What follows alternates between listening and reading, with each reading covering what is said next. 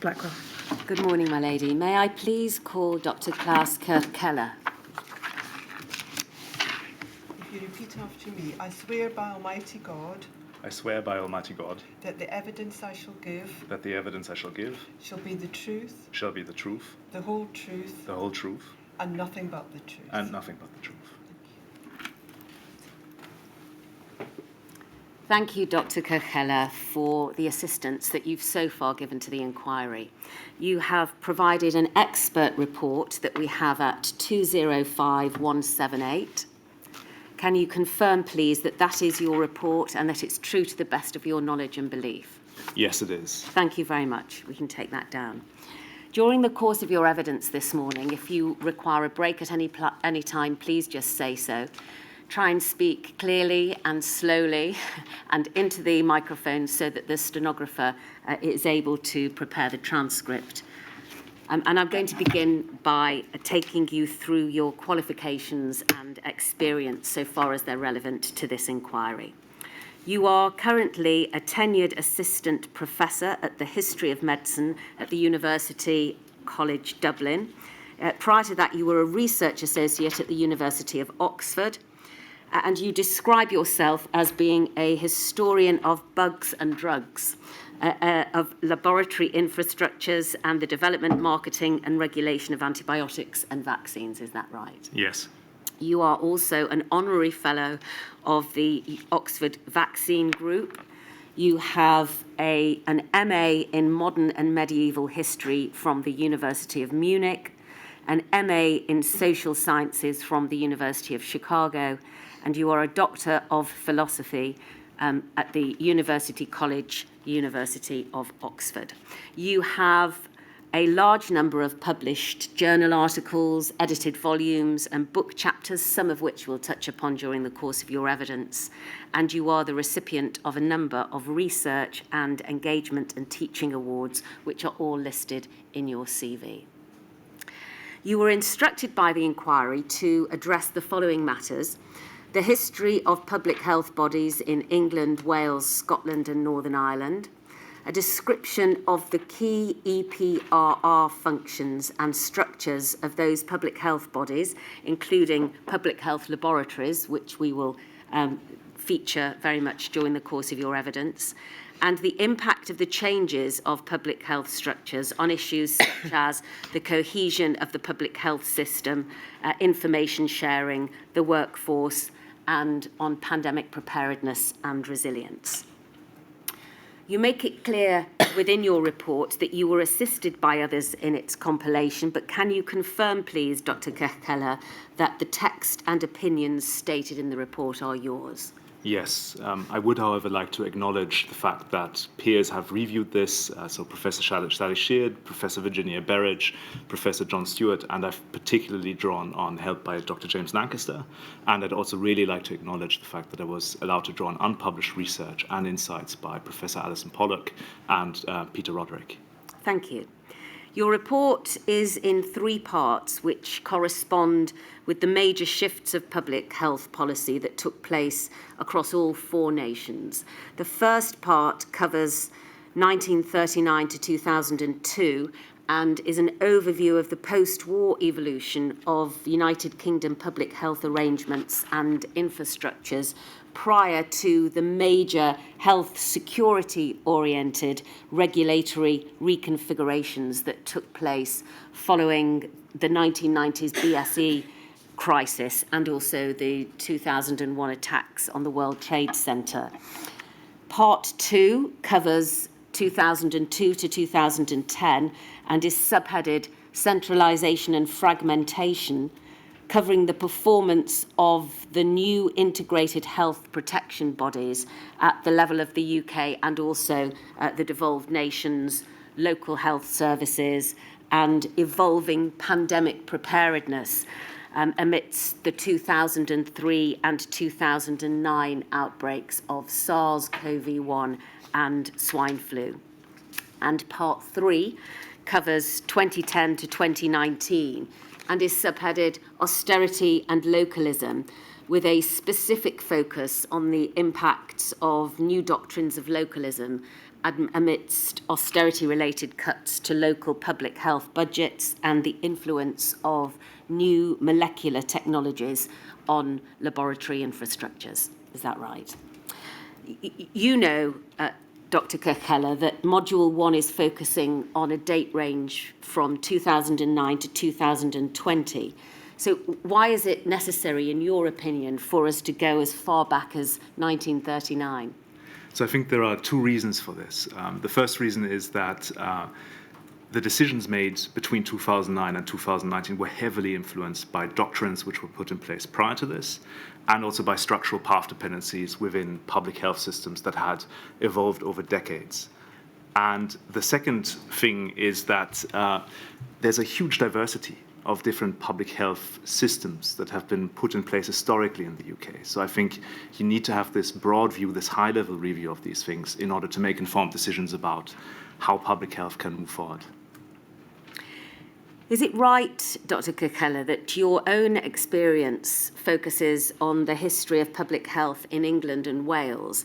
And so although your report includes the consideration of Scotland and Northern Ireland, you have drawn on published reports in order to include that information within your report? Yes, that's true. I'm not an expert on Northern Ireland or Scotland, for that matter. The report is a high-level report. It summarizes peer-reviewed, published historical evidence, and it also draws where I can on primary sources, such as those released to me by the inquiry. How much published material is available on the devolved nations compared to that of England or the United Kingdom as a whole? Surprisingly little, if you think about the fact that various devolved arrangements have been in place for quite a while.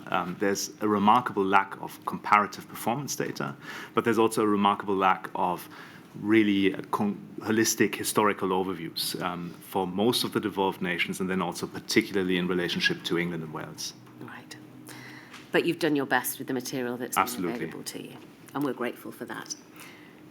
My lady has heard already about differing types of laboratories over various time periods. And so I'm going to ask you, please, to begin by assisting us in setting out broad definitions of the various laboratories that were available to the various devolved nations over the course of time. Starting with local laboratories.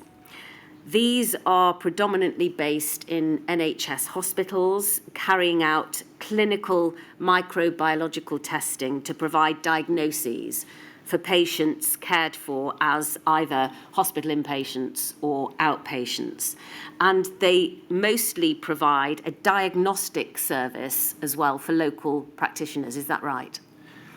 It's a bit more complicated than that. So the laboratories evolved substantially over the course of the 20th century. So whereas nowadays a diagnostic laboratory would definitely perform the functions that you have described, if you go back, there's a broad institutional diversity of laboratories in the UK with, in Scotland, for example, university laboratories actually carrying out core public health functions, which would still be considered local in some cases. Right. What about public health laboratories? So those get formalized a lot after this, or actually during the Second World War, when Britain puts in place the Emergency Public Health Laboratory Service in preparation for major outbreaks that are predicted to result from aerial bombing and civilian displacement. And so in preparation for the war, the UK designates a series of locations across the country outside of London where microbiology can be performed. It will be provided free of charge to local authorities. And the idea there is to have local microbiological competence that is decentralized and flexible to react to problems as they emerge. What were the medical... You are speaking terribly quickly. I'm so sorry. I do understand how difficult it is, and you're not the first person, don't worry. But we have to remember that maybe if you could pause after the answer. Yes, Cool? of course. Medical officers of health, I was going to ask you about. When did they come into being, and how did they connect with the emergency public health laboratory service that you've described? The office of medical officers of health emerges in the 19th century, and it is one of the first key offices of public health in the UK. The medical officer is in charge of infectious disease investigation and control. It's also increasingly important, and usually it's a he, in the form of reporting of diseases. The role evolves quite a bit. For a while, they run their own hospitals. At the local level, they integrate a variety of services. But after the Second World War, they form part of a tripartite function of the new National Health Service. And this is a similar function across nearly all UK nations, where they function as the central port of call for public health at the local level, and can draw on what then becomes the Public Health Laboratory Service or the various other microbiological services. Well, indeed, did the Emergency Public Health Laboratory Service then become the Public Health Laboratory Service, the PHLS, which we see existing over a long period of time? Yes, the success during the Second World War is so strong that something that is actually just meant as a stopgap emergency solution becomes permanent. Did it start off as an integrated network of 19 laboratories across England and Wales? But by 1969, had the number of PHLS laboratories grown to 63? Yes. And many of the new laboratories were located within local hospitals? Yes. All right. Now, I'd like to display, please, a figure that comes from your article called Giants on Clay Feet, which is at 207449. We can see that here. And if we go to page 17 and zoom into figure 1, just to familiarise ourselves with these 4 charts, are the red dots representing local laboratories and the black dots representing regional laboratories? Yes, the distinctions vary over time, but I think between 1946 and 1965, that's a very accurate description.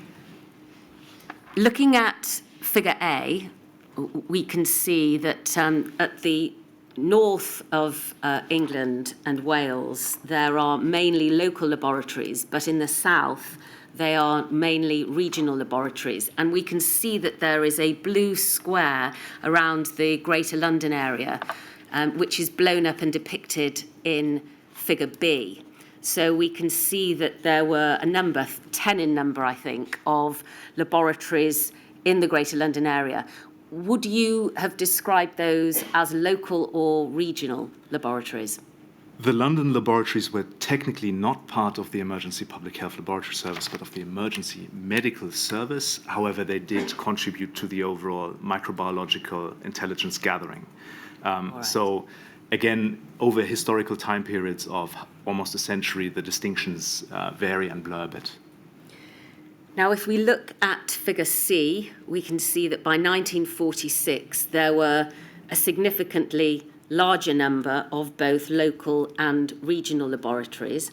And by 1965, an increase in local laboratories, but around about the same number, if not slightly fewer, of regional laboratories, now configurated in the northwest and the sort of southern belt or the southern Midlands belt of England. Is it right that there was no formal requirement to send samples or report disease outbreaks to the Public Health Laboratory Service? That's correct. The idea behind this was very simple. This service was designed to slot into existing public health services without disrupting them. So the idea was you would provide free testing services, free epidemiological expertise, without stepping on anybody's administrative toes at the local level. And by 1972, you tell us in your report that the successful integration of local public health and health services was unparalleled in Western Europe or North America. There is no comparable public health laboratory network. All right, thank you. We can take that down now. Moving to a slightly later period, in 1974, was there a major reorganisation of the NHS and local authority services, which led to the abolition of the role of medical officers of health? Yes. Why were they abolished at that time? There were concerns about the performance of medical officers of health, that the service had become overstretched. I believe there were 550 officers spread over 1,244 local authorities. So that led to concerns both about the overstretched service, and this was also a time when there was significant political desire to reform and make the NHS more efficient. And as a consequence also of the epidemiological shift, which we're seeing, where people are no longer primarily dying of infectious diseases, but of non-infectious diseases, there's also a relative de-emphasis on the infection control duties and that the MOH had done previously. So it's a constellation of different pressures. The effect at the end of the day is that this integrating focal point of public health at the local level disappears and is very difficult to replace. In 1988, a report by the then Chief Medical Officer, Donald Aitchison, led to further significant changes, didn't it? And each health authority was then to employ a consultant in communicable disease control, or a CCDC, who was accountable to the newly created Office of Director of Public Health. And that's something that we recognise in the inquiry, because my lady has heard evidence about that role before this morning. And the regional DPHs, or Directors of Public Health, would coordinate health protection across the districts or their regions and report annually on the health of the population in the area that they served. Is that right? That's correct.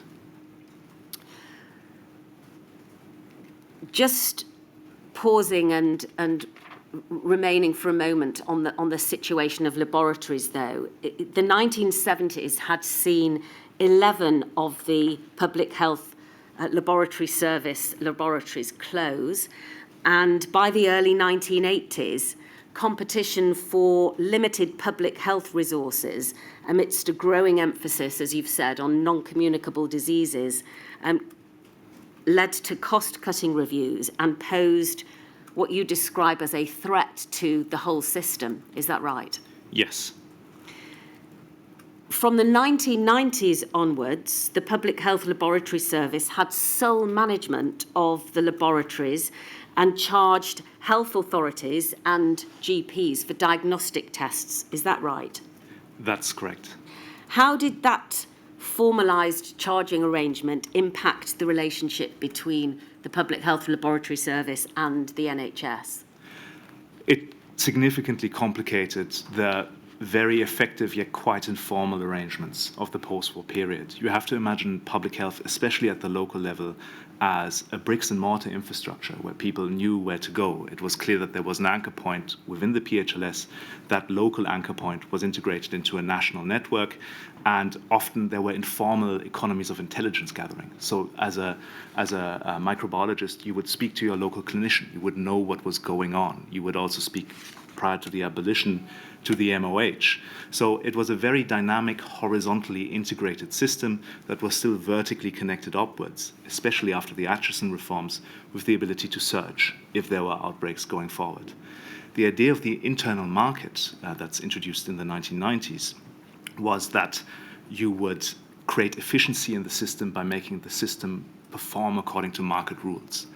The problem was, however, with the PHLS that charging for every single service in many ways destroys these informal economies of exchange. It incentivizes the NHS and other providers perhaps to go with private providers, or it incentivizes perhaps less testing and less reporting. So the PHLS was struggling during this time.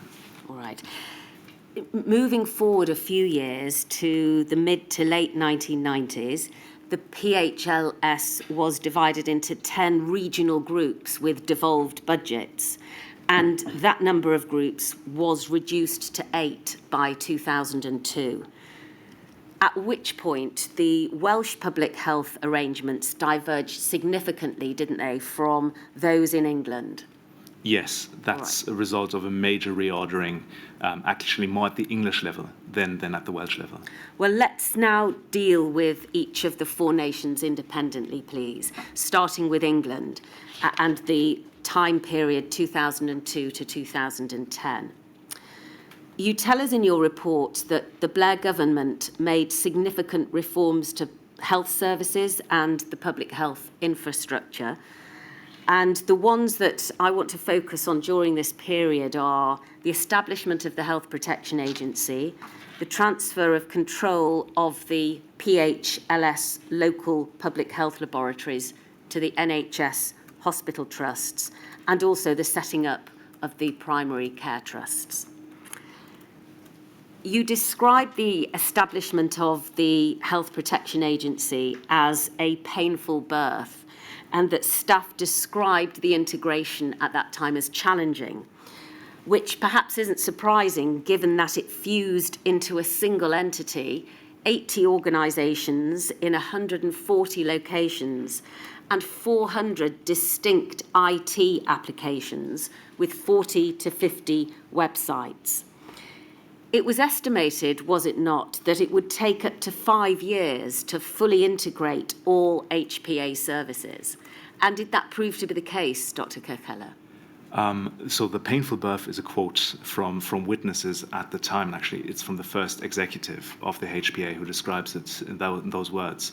I'd like to take you back very quickly just to why the HPA was created in the first place. Yes, please. And this was an attempt to move and fundamentally reform public health reporting to a more upstream function of intelligence gathering and coordination. There had been long-standing complaints about parallel hierarchies and competition between the NHS and public health laboratory provision at the local level.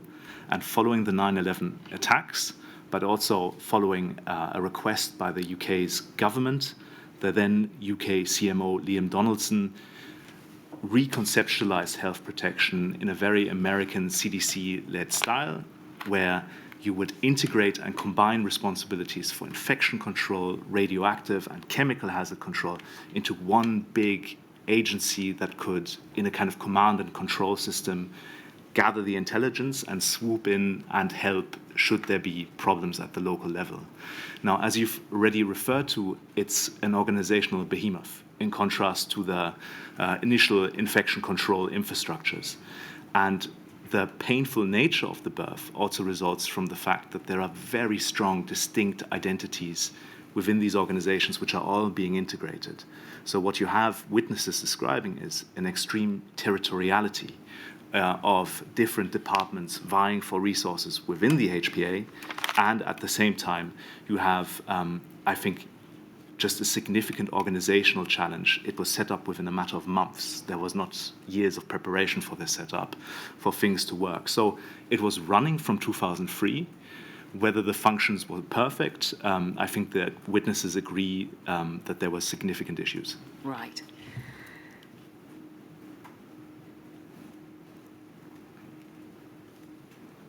In terms of the transfer of the local public health laboratories, let's just return, if we can please, to your Giants on Clay Feet report and look at another set of figures showing, as we can see in the description at the bottom of this page, the extent of laboratory networks under the Public Health Laboratory Service in 1980, and then the HPA in 2010. Now, what do we see happening in 1980, and take us through how that has transitioned by the time we get to 2010, please? So in 1980, you already see a slightly slimmed down version of the post-war arrangement of public health in England and Wales. We're not talking about Scotland and Northern Ireland here. Yes. It's a very networked infrastructure of public health laboratories with regional centres that collate information and a very strong national reference system in Colindale in North London, which is now the headquarters also of UK HSA. In 2010, what you see is the result of this attempt to make health protection upstream and integrated, so a complete handing away of the local infrastructure of public health laboratories to the NHS, the microbiology service which take over the running of those local labs, and a very significant limitation of dedicated public health laboratory capacity to these regional labs, and London actually has 2 of these specialist centres. Right, so what we see by 2010 is 9 only, what you would describe as regional laboratories. I know that there are only 8 dots on the page, but you've said that there are 2 in There are fact, 2, right. that's a feature of the mapping. All right. And how did that affect the service that was able to be provided? The ideal of the service was, again, slimmed down and efficient. So you would have regional teams which would provide local PCTs, so primary care trusts, with advice. They would also be able to commission more detailed public health work from NHS laboratories. But the idea was that the expertise would be condensed in regional centres, which would also provide epidemiologists and epidemic intelligence to counter outbreaks or identify outbreaks. London, again, here is the centre of most of the specialist laboratories at the time, with Colindale functioning as essentially the heart or the brain of the UK's system here. But you see here a new vision of public health that's not unique to the UK. This is something many other countries are doing at this time. But this is this idea of creating a kind of top-heavy, slimmed-down, rapid response, command and control architecture that is quite different, actually, from the architecture of emergency that was predominant during the Second World War. Is there a difference between a specialist and reference laboratory and a public health laboratory? I mean, both are within the public health service. A specialist laboratory will be able to perform, as the name says, specialist tests and likely also have higher security clearance for specific groups of pathogens. Right. You describe in your report that the dissolution of local PHLS structures was traumatic. Why do you describe it as such? Again, I quote, so this is the words of the contemporaries. A large part of the PHLS workforce was obviously located in these local laboratories. They had existed for decades and had an extremely strong identity, and suddenly these laboratories were transferred to the NHS, a very different employment system, and the PHLS was, against the will essentially of the board, fused with a much larger agency. And for members of the PHLS, if you look at the witness seminars of the time, it is described as traumatic and very turbulent, with lots of confusion between lots of different systems and also within the HPA.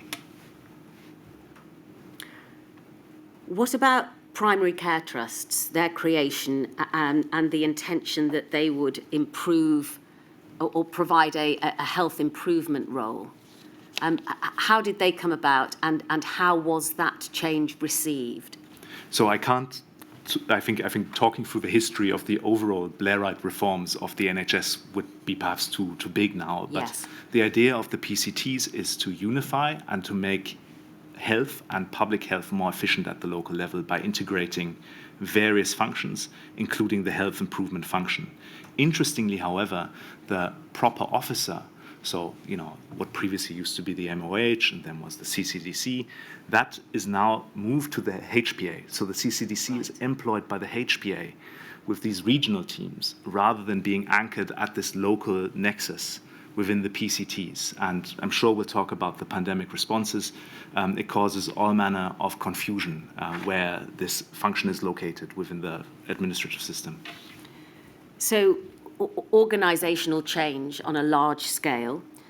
In terms of government support for the newly formed HPA, you describe in your report that over this period of time, that was somewhat erratic because it had received £116 million of funding from the Department of Health in 2013.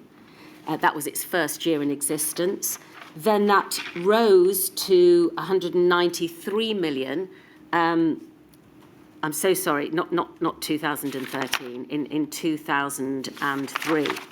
And then that rose to 193 million following the 2009 swine flu outbreak, and then went back down to 142 million in the 2012-2013 budgetary year. And that differing rise and fall was also mirrored in staffing levels, wasn't it? So did that in itself cause a level of confusion?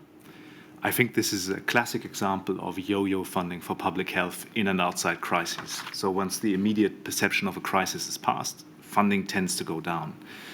Within the HPA, it's difficult to comment on whether the funding itself led to confusion. I think it certainly made it difficult to plan for resilience capability building if there were these huge fluctuations in funding.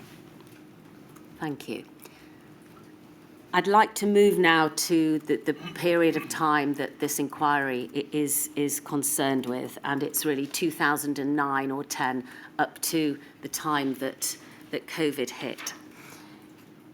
You describe in your report that in 2012 in England, we saw the most complex political restructuring of health and public health services that had happened in decades, or perhaps ever. The primary care trusts were abolished, and public health competences were transferred back to local authorities, as had been the case before their creation. And now we see that the HPA was replaced by what is described as a super organisation in the form of Public Health England. What was the rationale for making these significant and complex changes? So in the case of Public Health England, the rationale is to integrate health protection and health improvement functions. The English reforms actually come after similar reforms in the devolved administration. So health improvement during this time is becoming very big in international health, and the UK is in line with the trends there. At the local level, the idea here is, and this is quoting in many ways the reports of the time, is to avoid and overcome what is perceived to be a structurally inefficient structure of the PCTs, and also to empower local authorities to tackle poor health outcomes with their local knowledge. The assumption is local people know best what the local problems are. So if you devolve power to them, they will be best able to spend money rationally to take care of this. Despite those intentions, was there, at first at least, a blurred statutory overlap between local authority, the Secretary of State, and the Civil Contingencies Act duties? And I think you describe it in the following terms: what sounded complicated on paper proved complicated in practice. That's true. I think I spent, on this page, I spent probably the most time per page to get my head around who was responsible for what. And I think the inquiry has shown the famous spaghetti chart. Yes. It's, I think it's mirrored in that. So if you want me to explain this, I can. I would prefer to read the report itself so that I don't get it wrong. It's so complicated. All right. Well, we'll turn to do that in a short while. But by way of a very high-level summary, Public Health England combined previously distinct health organisations, health protection and promotion functions, brought all of those together, which involved a merging of 5,000 staff from 120 organisations. Yes. Right. And although it absorbed many pre-existing structures, it also differed from its predecessors in key ways. Firstly, as we've just mentioned, the combination of health protection and health promotion. But didn't it also break with post-1950s English traditions of statutory, non-departmental public health bodies, because Public Health England became effectively an executive body, as the inquiry has already heard, within the Department of Health.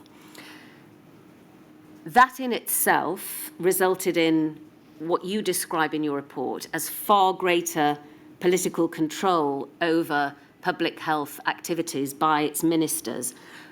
And it also meant that the employees of Public Health England were effectively civil servants and subject to the Official Secrets Act. Yes. Was that a cause for concern? That was a significant cause of concern ahead of the dissolution of HPA, but also after the creation of PHE.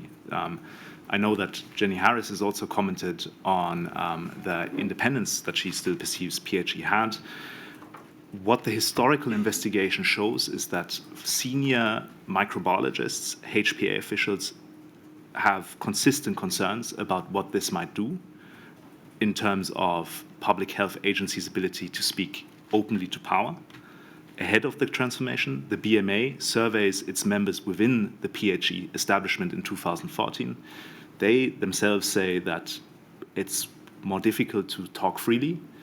And then later on, local health authorities polled by Ipsos Mori say that they feel that PHE could do more to lobby for public health protection to the Department of Health. So there are numerous different points of evidence which I think paint a slightly more complicated picture than perhaps Duncan Selby or Jenny Harris have said. Just touching upon Duncan Selby, as you mentioned him, and the fact that he had, at the time that he took over as Chief Executive of Public Health England, no scientific or medical background. He explained in his evidence to my lady that despite that, and we talked about the light-hearted way in which that was dealt with in the Lancet article. Despite that, he felt that he had sufficient experience in the roles that he had fulfilled prior to taking over the chief executive role, so that his lack of medical and scientific knowledge did not create any difficulty.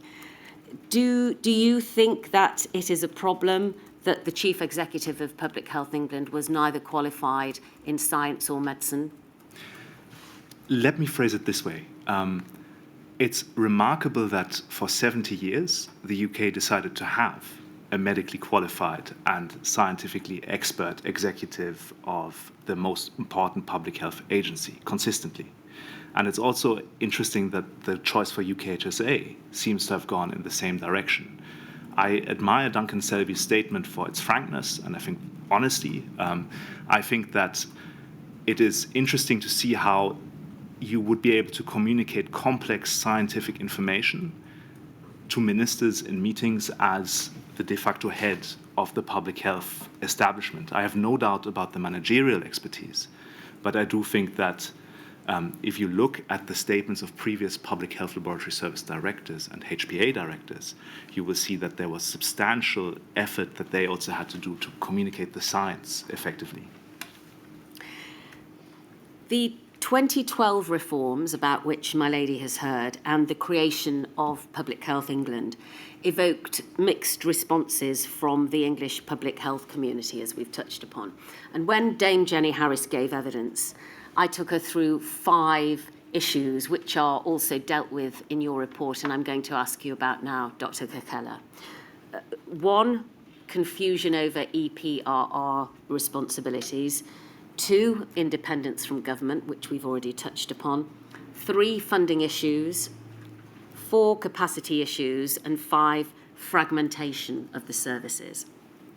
So, in terms of the first of these topics, confusion over EPRR responsibilities, Dame Jenny agreed that there was some confusion over those responsibilities arising out of what she described as a complicated, overlapping or blurred state of statutory responsibilities. And although she agreed that it wasn't a perfect system before, there was a level of confusion when Public Health England was first created. However, she said that whenever there's any level of structural change, there will be a bedding-in period during which there's confusion. Do you agree with that? Of course. I mean, I think the salient question to ask is how long the confusion lasts for. And if we look at the preparedness exercises, if we look at all of the statements that we have from internal reviews of public health, and they are cited in the report, you see that this confusion is remarkably persistent. So you would expect that after, let's say, 7 years after the setting up of an agency, the confusion would die down. And unfortunately, I think in the documents you see that that is not necessarily the case. I'd like to turn to funding, please, and display your report at page 72, paragraph 108. Thank you. And we can read through this together. Functioning of the new local and national English public health structures was compromised by austerity politics. At the local level, the abolition of primary care trusts meant that overall public health performance was strongly dependent on local authority capabilities to commission and deliver effective services. Ministers had promised to ring-fence the public health budget for local authorities. However, an in-year cut of £200 million in 2015 was followed by further reductions over the next 5 years. According to the Local Government Association, this amounted to a real-term reduction of the public health grant from over £3.5 billion in 2015 to 16 to just over £3 billion in 2020 to 21. That's a reduction of 14%. Other estimates by the Institute for Public Policy Research spoke of an even more dramatic reduction of £850 million in net expenditure between 2014-15 and 2019-20, with the poorest areas of England experiencing disproportionately high cuts of almost 15%. Resulting pressures on local public health were exacerbated by an overall 49% real-term cut in central government funding for local authorities between 2010-11 and 2016-17, and a resulting practice of top slicing, whereby authorities reallocated ring-fenced public health budgets to other services broadly impacting health and well-being, such as trading standards or parks and green spaces. In 2010, Healthy Lives, Healthy People had promised to give local government the freedom, responsibility and funding to innovate and develop their own ways of improving public health in their area. Freedom and responsibility had been granted, but funding was often lacking.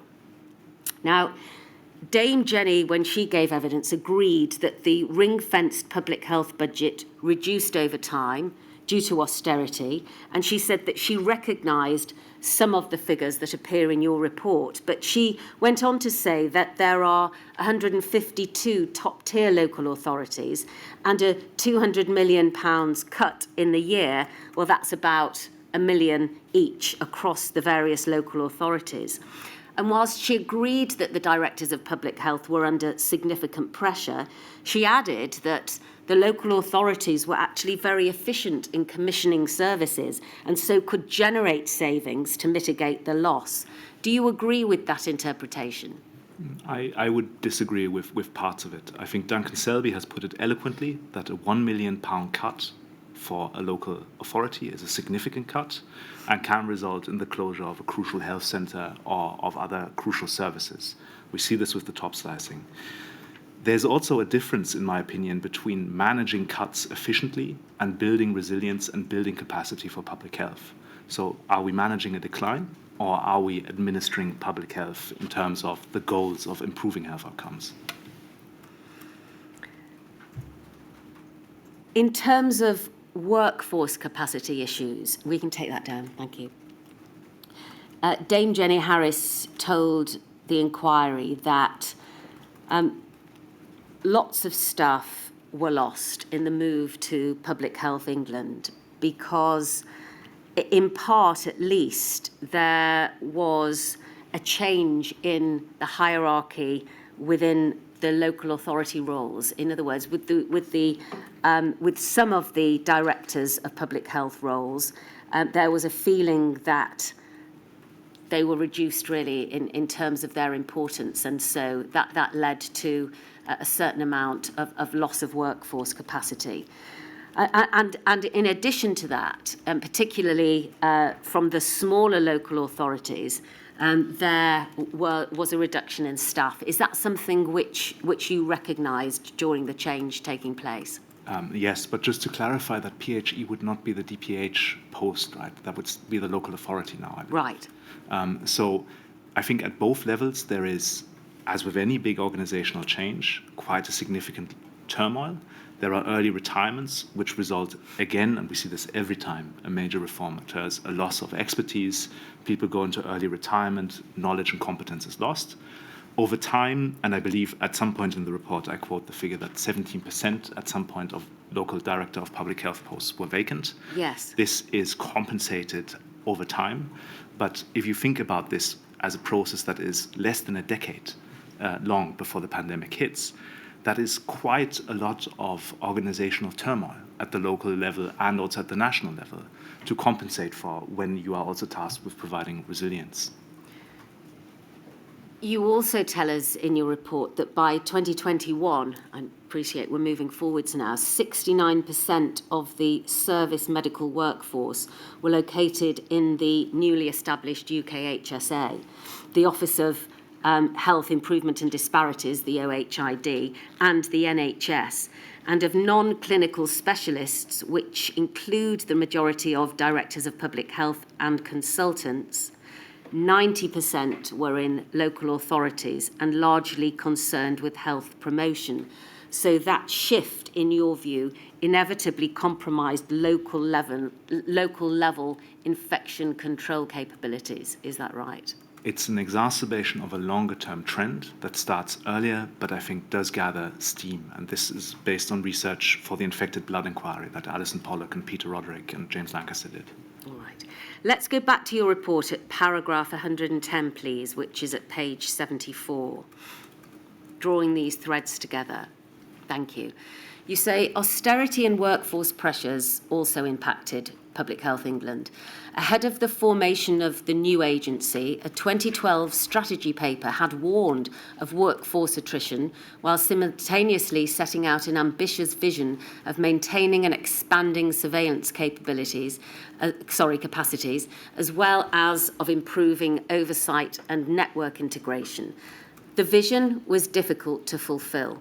Although regular polling of local authorities indicated that PHE's staff, expertise, data and services were highly valued and that appreciation increased over time, PHE experienced cuts of core funding. In 2013 to 14, PHE had received a non-ring-fenced revenue for operating expenses of £405 million. By 2018 to 19, operating activities were priced at £395.8 million, which amounted to an over 9% budget fall since 2013 to 14 in real terms. Although allocation of funds for infectious disease control rose during this period, the number of staff employed for the protection from infectious disease fell from 2,397 to 2,093, a fall of 12.7%, whilst those employed in environmental hazards protection and emergency preparedness fell from 517 to 476, which was a fall of 7.9%. Dame Jenny told the inquiry that almost all public sector organisations had budget decreases around this time. But of course, the combined effect of that meant that if the local authority also had insufficient and the NHS had also dropped their numbers of staff, what happened was, in her view, when you met around the local resilience forum table, you may not see the person you saw last week because they'd gone to another position. Did you recognise that in her evidence, and did you recognise that as a problem? I agree with the evidence. You also see it in the tabletop exercises in the departmental reviews of PHE, where it's noted that the pendants, so the corresponding people in other administrations, are increasingly difficult to identify. So this is, I think, a systems-wide problem. You can also refer to the evidence of Dame Sally Davis here, who says that it's obviously not just limited to public health, but also to numbers of people employed in health services in general. So just before you go on, if if we finish with funding of PHE, do we need to consider paragraph 111 of? Yes, I was going to go on to deal with you that. were? Okay, yes. That's a convenient moment to do that now. Similar to PHA, efficiency drives and external funding played an important role in supplementing core budgets because in 2013 to 14, PHE gained an additional operational income of £180.3 million through research grants, commercial services, and contract income. And by 2018 to 19, this amount had risen to £240.4 million.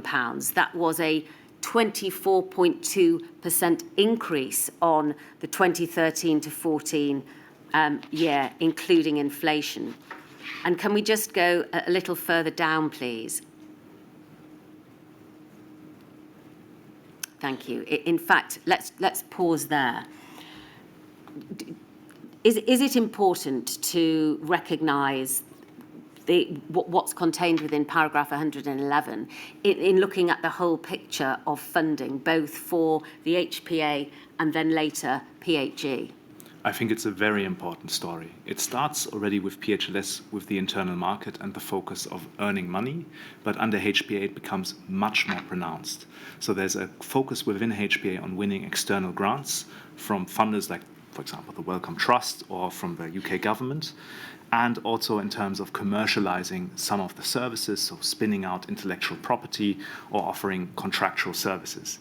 Now, in the witness seminars, this is justified by saying it's a moral imperative to save taxpayer money via income generation from public competency, so to speak. The problem, and this is a well-known problem in international health, is that if you become too reliant on ring-fenced short-term funding for specialist projects, it can come at the expense of core capabilities. So you might end up having a winner, so to speak, in your department, which is endlessly generating money. And that winner then becomes favored in terms of resource allocation by the department, and departments within PHE or HPA might get less support for the ongoing performance of routine health functions.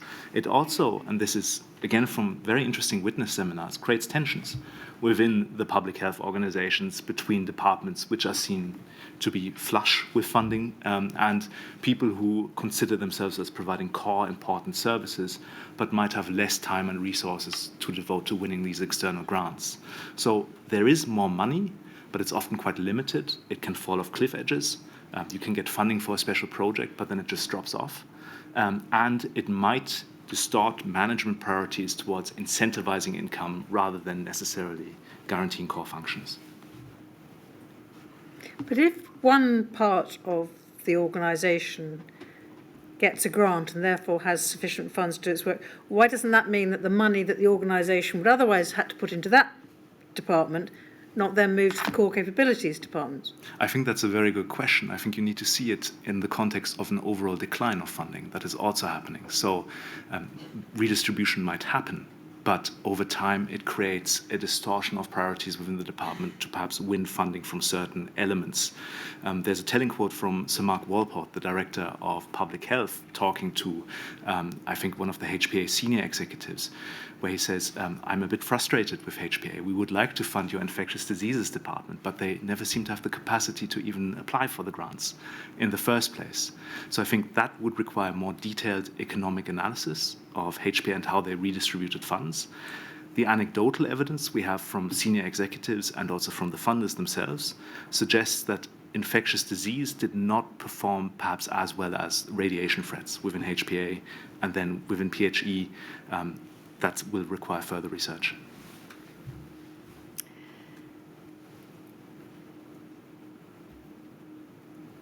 I'd like to ask you about surge capacity, because Dame Jenny Harris told the inquiry that in relation to microbiological testing of virus samples, and that we're talking about HCIDs such as SARS, MERS, or SARS-CoV-2, microbiological testing of virus samples require what she described as a containment level 4 laboratory, which is the highest level, isn't it? And are only situated in 2 sites for Public Health England, Colindale and Portendown. And she told the inquiry that if we have an HCID or a pathogen X that we're uncertain about, they need to be managed in a way which means that they would almost certainly go to Portendown, possibly Colindale, and have to be dealt with initially in those high containment facilities. Is that right? Yes. All right. So does that mean that at the time that COVID hit, there were only 2 laboratories that would have been able to initially handle the pathogen? I'm not sure whether this is the total amount of P4 certified laboratories in the UK. Portendown and Colindale have certainly historically been the places in the UK where these pathogens were handled. And you see this in the SARS contingency plan from 2003. They actually give you the sample numbers per day that can be handled in these facilities in the 2003 SARS plan. That is clearly that Colindale would be the lead, but Portendown actually has a greater capacity for processing per day.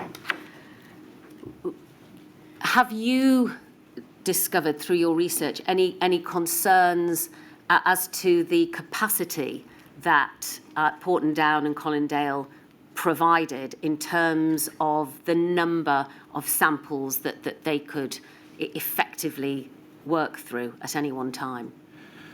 I'm uncertain about how I can differentiate here now between P4 labs, P3 labs, etc. I can only tell you a vague guesstimate in terms of, for example, whole genome sequencing capabilities, which played a key role during the early part of the pandemic.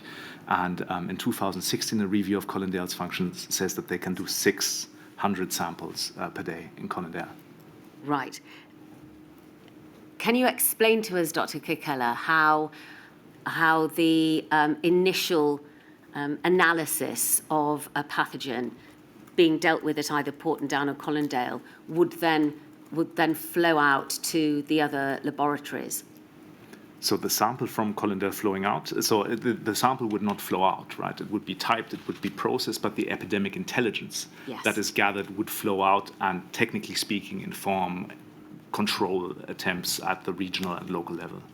And at what stage would PHE's involvement then pass over to the other local laboratories? So even with the PHLS, there was a point when testing would also have been handed over to the NHS. Yes. This is part of the multi-phase plans, which the UK has had since the 1990s, where you divide a pandemic into specific phases by number of cases and community infection, for example, and you would then, at a certain point, perhaps hand over testing capabilities. This approach becomes much more pronounced from 2009 onwards, with the rapid deployment of PCR, so molecular-based testing during the swine flu pandemic.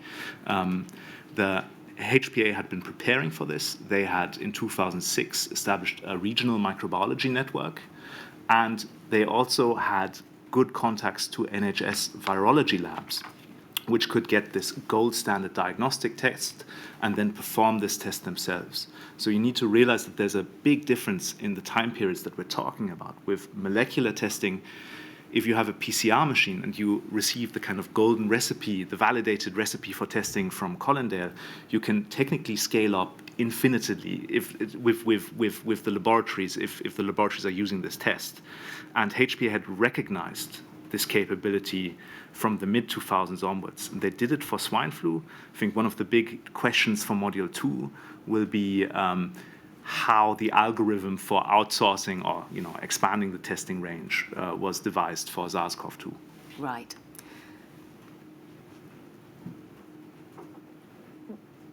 The inquiry has heard that there may be a criticism laid at the feet of Public Health England that there was little engagement with private testing laboratory facilities in the years running up to COVID-19 hitting. Is that a criticism that you have come across, and do you agree with it? I know where the criticism is coming from when it's in comparison to European neighbor states like Germany, which, for example, outsourced or incentivized private testing very early on in the pandemic.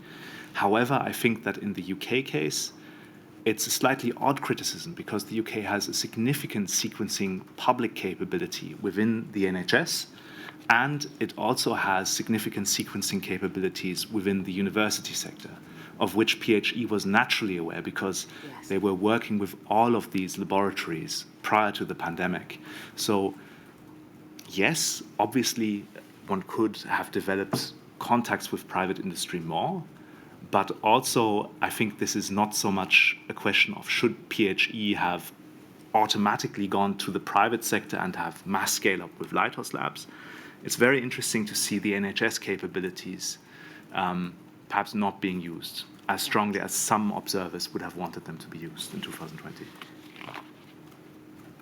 So in terms of surge capacity, given what you've said about PCR testing and the position where Public Health England was at the time that COVID struck, do you consider that there were any concerns or any valid concerns in terms of surge capacity within the public laboratory system? Concerns about surge capacity are voiced in multiple preparedness exercises when it comes to the ability to surge beyond the initial hit of 1 or 2 HCID cases in the UK. Yes. And that is a perpetual challenge, I believe, for every emerging pathogens when you move from the core elite capability of processing and public health handling towards a broader health systems response. Right. Are you moving to a different topic, Ms. Blackburn? I am, yes. It's been suggested that we break slightly earlier. Certainly. That's convenient. I'll return at 1:45. Thank you. All rise.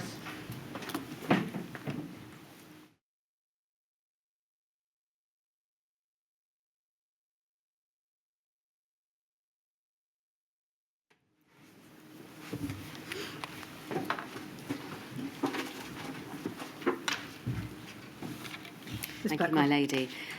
Dr. Kekeler, we're now going to move to look at the structural changes in Wales, Scotland, and then Northern Ireland. The Welsh public health arrangements, you say, diverged significantly from those in England during the period between 2002 and 2010. The National Public Health Service for Wales was established in 2003, and then Public Health Wales in October of 2009. And Public Health Wales was tasked with managing health protection, epidemiological surveillance and microbiology services, and also health improvement, health promotion and child protection. And is it right that Public Health Wales employed the 7 local health board directors of public health and their staff of public health experts? Yes, I think so. And there was an integrated network of public health laboratories as well as communicable disease surveillance centre in Cardiff, and they were maintained when Public Health Wales was created. Yes, so just to confirm, the PHLS in England, the reforms abolish the local level laboratories. Wales decides to take over that system wholesale in 2002. So did they carry out public health as well as clinical diagnosis functions, those laboratories? If they continue to function like the original PHLS, yes, they did. That is, however, for further research, I think. All right, well, let's have a look at 107113, which is a report on civil emergencies in Wales by the Wales Audit Office. My lady has already seen this during the evidence of Reg Kilpatrick last week. And let's go to page 10 and have a look at paragraphs 17 and 18. Thank you. Too many emergency planning groups and unclear accountabilities add inefficiency to the already complex resilience framework. The current resilience structure is similar to the structure in England, with local resilience forums based on police force boundaries and with each Category 1 responder having its own emergency planning capability. We consider that the current structure is leading to inefficiencies at a local level, unnecessary complexity and unclear accountabilities, and is an ineffective framework for resilience in Wales. We also agree with the Simpson Review that there is an urgent need for a fundamental review of local authority emergency planning services. Complex reporting arrangements are leading to confusion about the roles and responsibilities of the numerous emergency planning groups and organisations.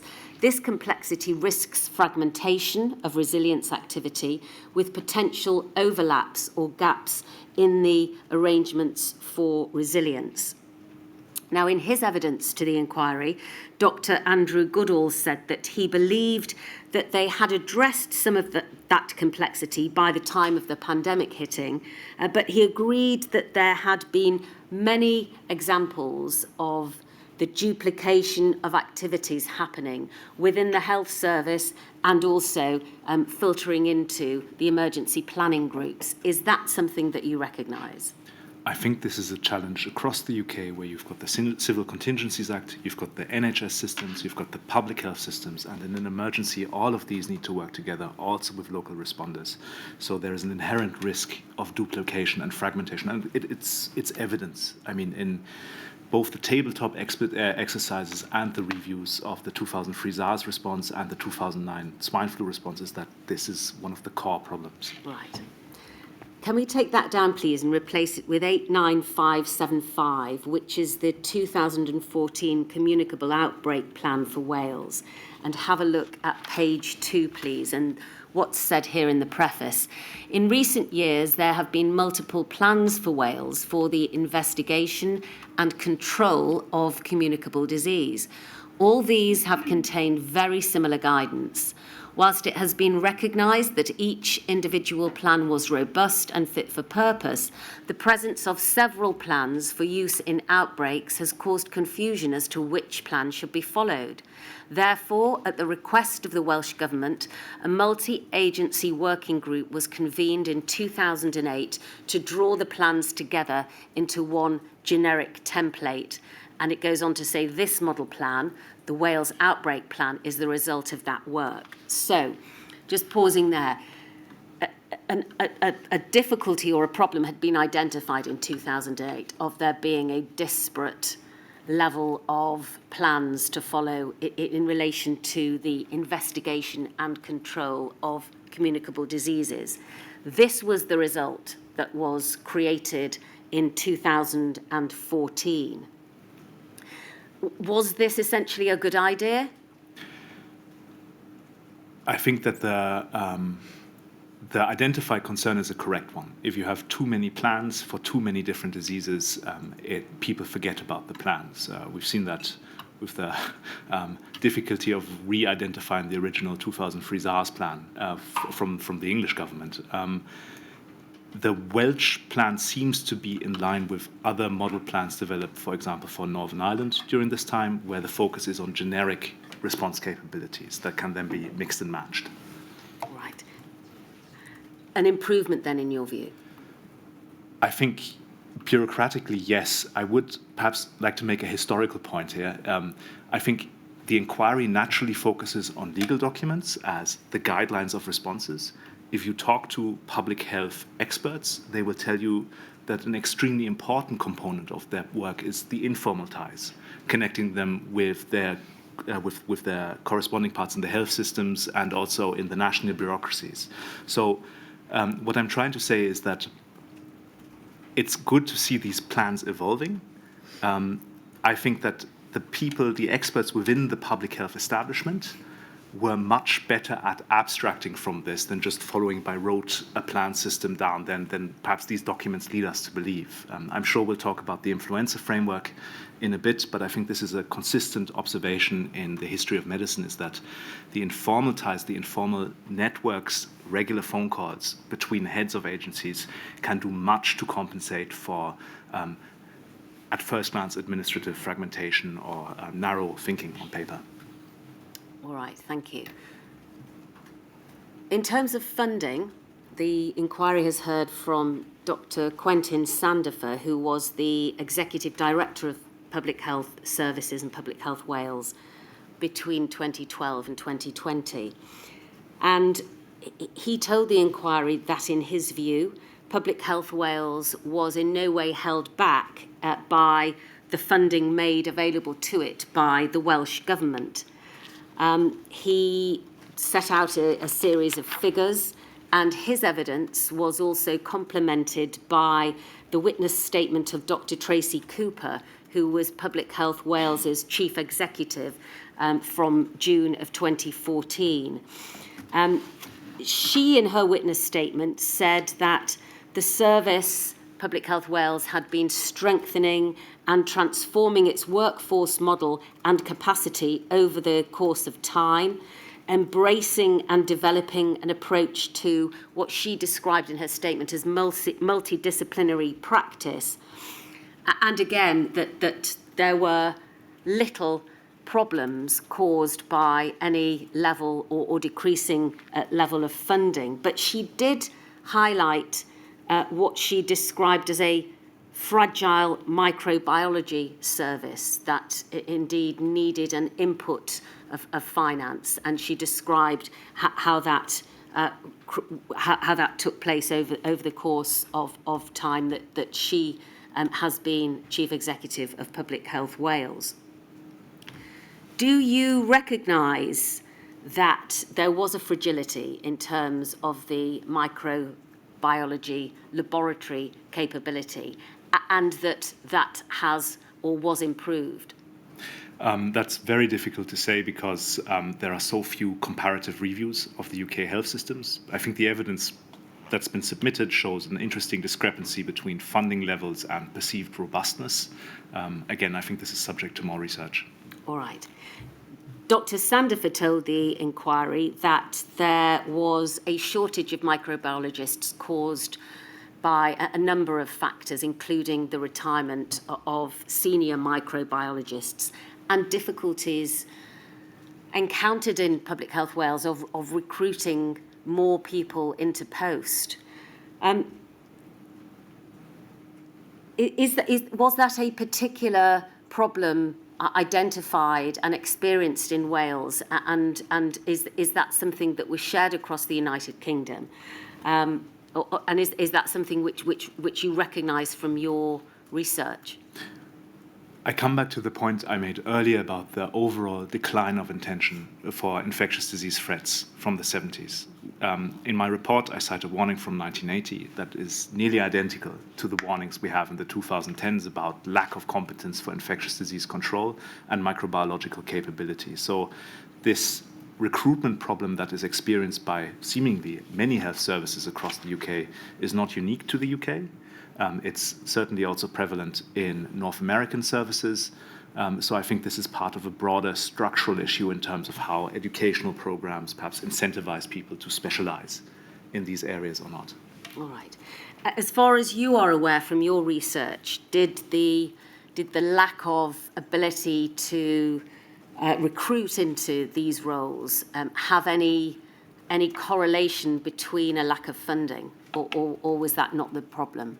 I think that's very difficult to say in hindsight. If you don't have enough people and the funding is challenging, it's difficult to untangle these different factors. Did Wales have a problem with their laboratories not being fit for purpose? Again, since this is a high-level review, I haven't looked explicitly at the grading of the Welsh microbiology laboratories. They did have a robust, spatially distributed infrastructure at the handover point of the PHLS. How much investment was made in upgrading facilities, especially with regards to these massive technological transitions that happened between 2000 and 2020? Again, I think that is something that needs to be looked at in more depth.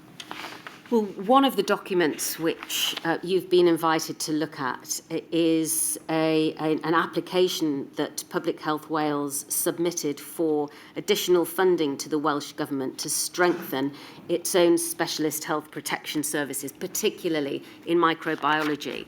And let's have a look, please, at some of the issues that arise and that are set out during the course of this paper. Thank you. This is a paper on the proposed model to strengthen the National Health Protection Service, and it was presented on the 27th of November of 2018. It was noted that investments already made were positive first steps, but that the model developed required significant additional investment, and the whole system approach to strengthening the National Health Protection Service required agreement with the health boards and other trusts. It was agreed that wider engagement with health boards and trusts should take place before proposals to the Minister were finalised. The Chief Medical Officer and the Chief Nursing Officer had hosted a workshop on the 17th of May of 2019 with key representatives from each health board and trust to discuss the proposed model. At the workshop, there was general recognition of the challenges described and general endorsement of the proposals, including staffing models presented, although the financing of the known gaps in funding for the proposed model was not specifically addressed. Many delegates commented that they had been to like events in recent years without any progress being made. And so a decision was now required whether to recommend to the Minister of Health that the strengthening of the National Health Protection Service is a Welsh Government priority, and as such the service could be prioritised for investment each year up to 22-23. Now, if we move down to the summary of the challenges and just look at the next two paragraphs, the current microbiology infection services in Wales are fragile and are struggling to deliver on a day-to-day basis the prevention, early diagnosis and frontline support that professionals and the public require. As a result, avoidable admissions are adding to the pressure on hospitals, and clinicians, in many cases, do not have access to the early diagnosis they require to guide early and effective treatment, which in turn impacts on inpatient bed days.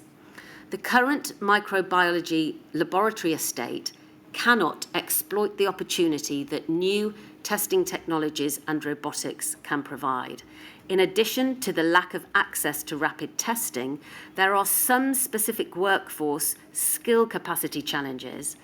The current workforce needs to be reskilled and deployed, and the service is unable to recruit to key professional leadership roles. And then if we just move to paragraph 10, please.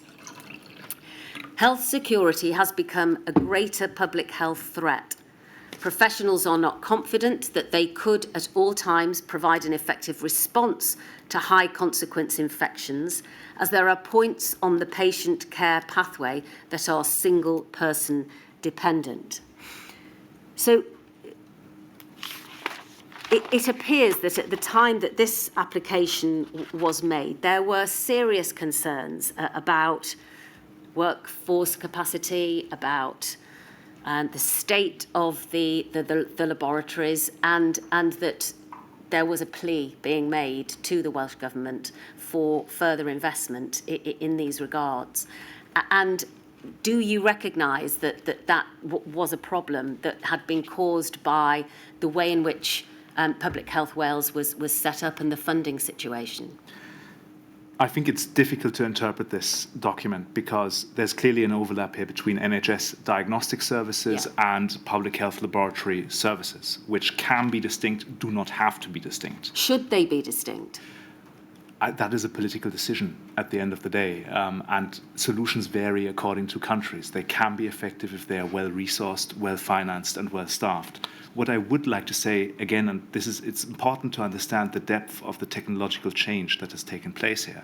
It's one thing to provide a classic microbiological service with perhaps limited PCR capabilities. Whole genome sequencing requires a raft of expertise, such as bioinformatic technologies, input from academia that may have been easier to draw on in other parts of the UK.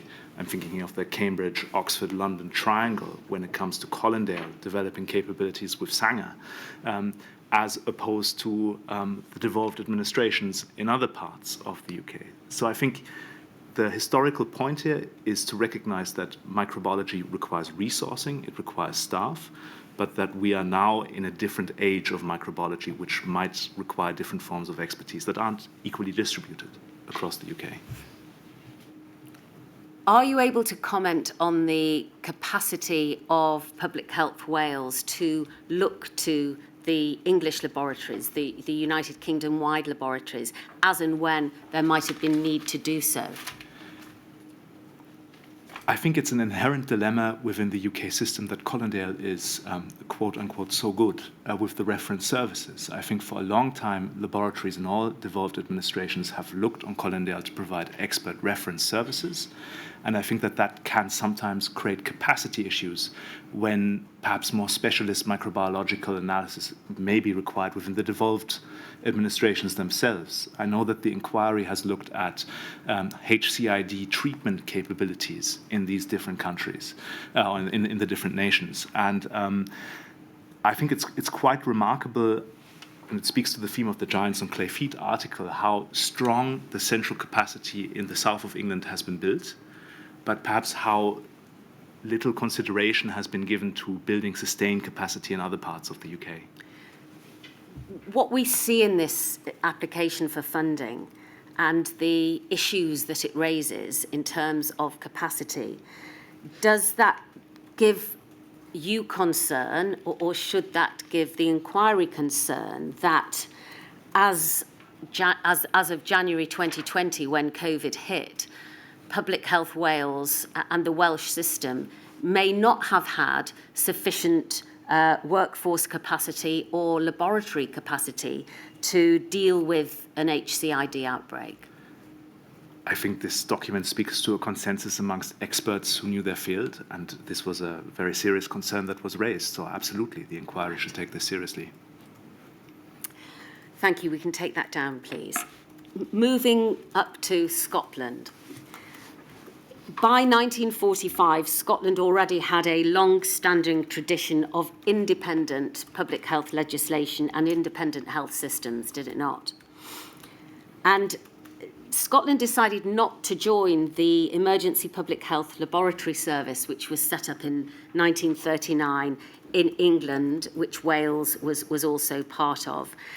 And I'd like to ask you, to what extent did the Scottish Government or public health bodies in Scotland have control over testing carried out at the university hospitals where their laboratories were based?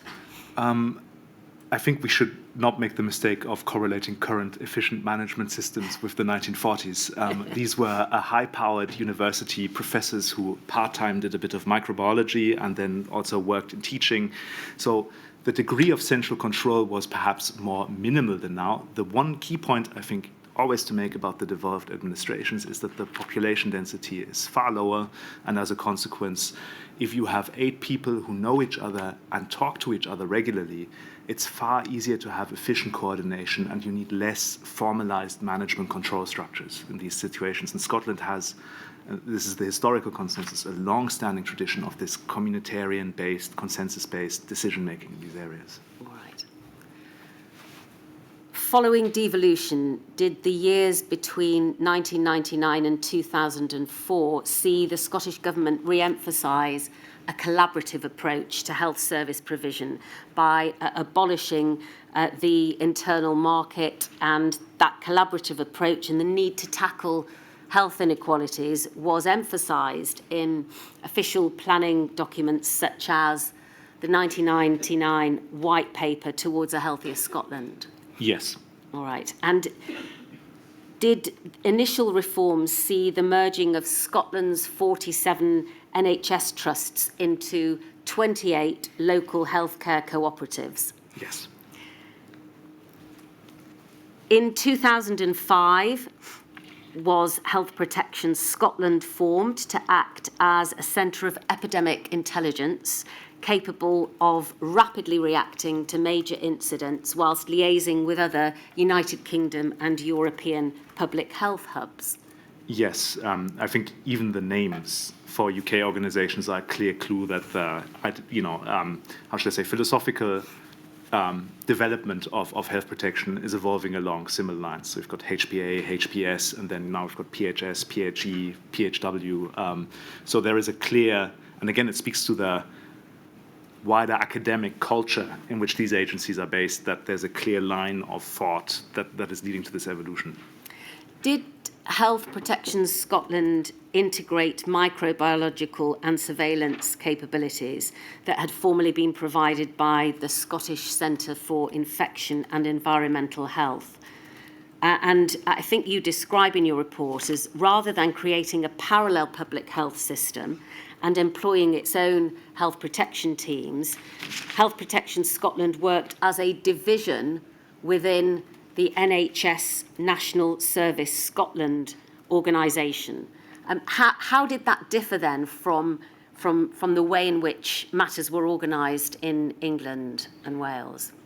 So in Wales, NPHS creates a almost completely integrated organisation that uses, within also the NHS structure, first NPHS and then later via PHW employs people from the local level to the national level. All in one organisation? In one, exactly. Right. At least that's my understanding. And in the Scottish case, it builds on these pre-existing traditions of having rather loose coordination via CDSU, and that tradition is perpetuated with HPS, which again coordinates.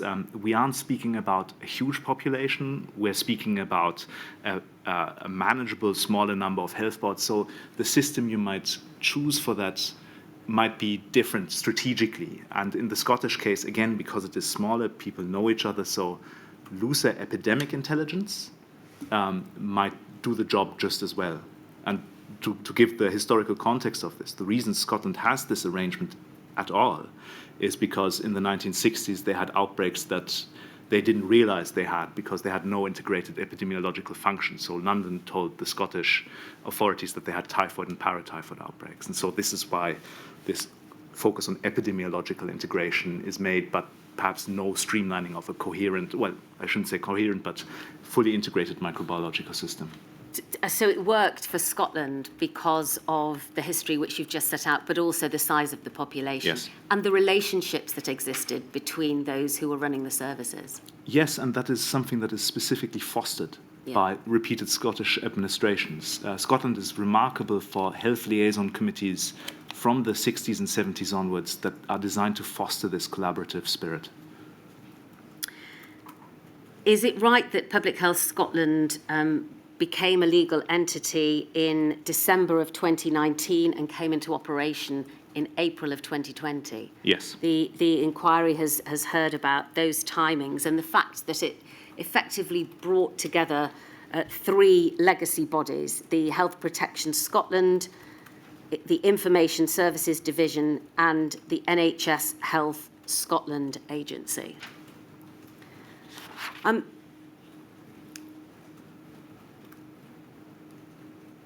In her evidence to the inquiry, Dr. Catherine Calderwood has spoken about funding of Public Health Scotland and has said that there was a specific budget within the overall healthcare budget to fund pandemic and emergency preparedness within NHS Scotland and specifically public health.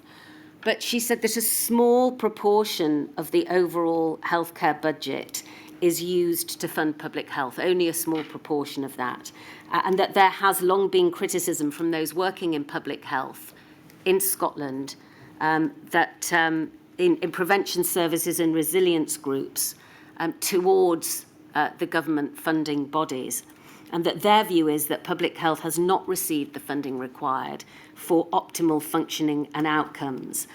And that in itself has had a knock-on effect of the ability of those organisations to properly engage in pandemic planning. Is that something that you recognise from your research? I think it speaks to the overall problems within the UK system. So even within the NHS system, you can have public health budgets being raided. This is something that, for example, in the case of the UK, during the PCT era of the new Labour government, is repeatedly criticised by the Chief Medical Officer, Liam Donaldson, actually, I'm quoting here, saying public health budgets are being raided within the NHS to provide other, more short-term priority services. So I think the wider point here is to say that regardless which organizational structure you choose to embed your public health system in, you need to protect the core budgets because clinical colleagues can take resources from public health. And in the case of the local authorities, if you don't fund sufficient public health services, they will also, regardless of efficiency, be unable to deliver core functions. Over this course of time between 2002 up until the onset of COVID, does your research tell you that there were, as we've just discussed in terms of Wales, any workforce or laboratory difficulties or problems within Scotland? Not that I know of, but that is a factor of, I think, the 6 weeks that I had to research the report. So if I had more time, perhaps I would be able to find something. All right. I want to move now to look at Northern Ireland and the evolution of health services in Northern Ireland, which in broad terms are paralleled by what was happening elsewhere in the United Kingdom. In 1953, there was the creation of Northern Ireland Central Public Health Laboratories, and that network expanded. And then, following the passage of the 1999 Northern Ireland Act, did Northern Ireland regain its competencies for structuring its health and public health services on its own? I believe so, yes. All right. Is there a significant divergence from Wales and Scotland in Northern Ireland in terms of how the surveillance functions of the laboratories were set up? Northern Ireland is very interesting because in 1999 the decision is made to outsource or to contract the PHLS and then later the HPA to provide the epidemiological functions of Northern Ireland. So rather than directly creating its own completely homogeneous public health system, the key epidemic intelligence point is actually provided by the PHLS.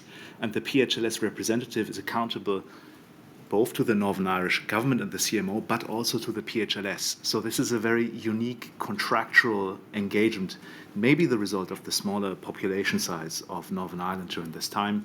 I haven't found any detailed justification of why this decision was made to outsource rather than build the capacity within Northern Ireland.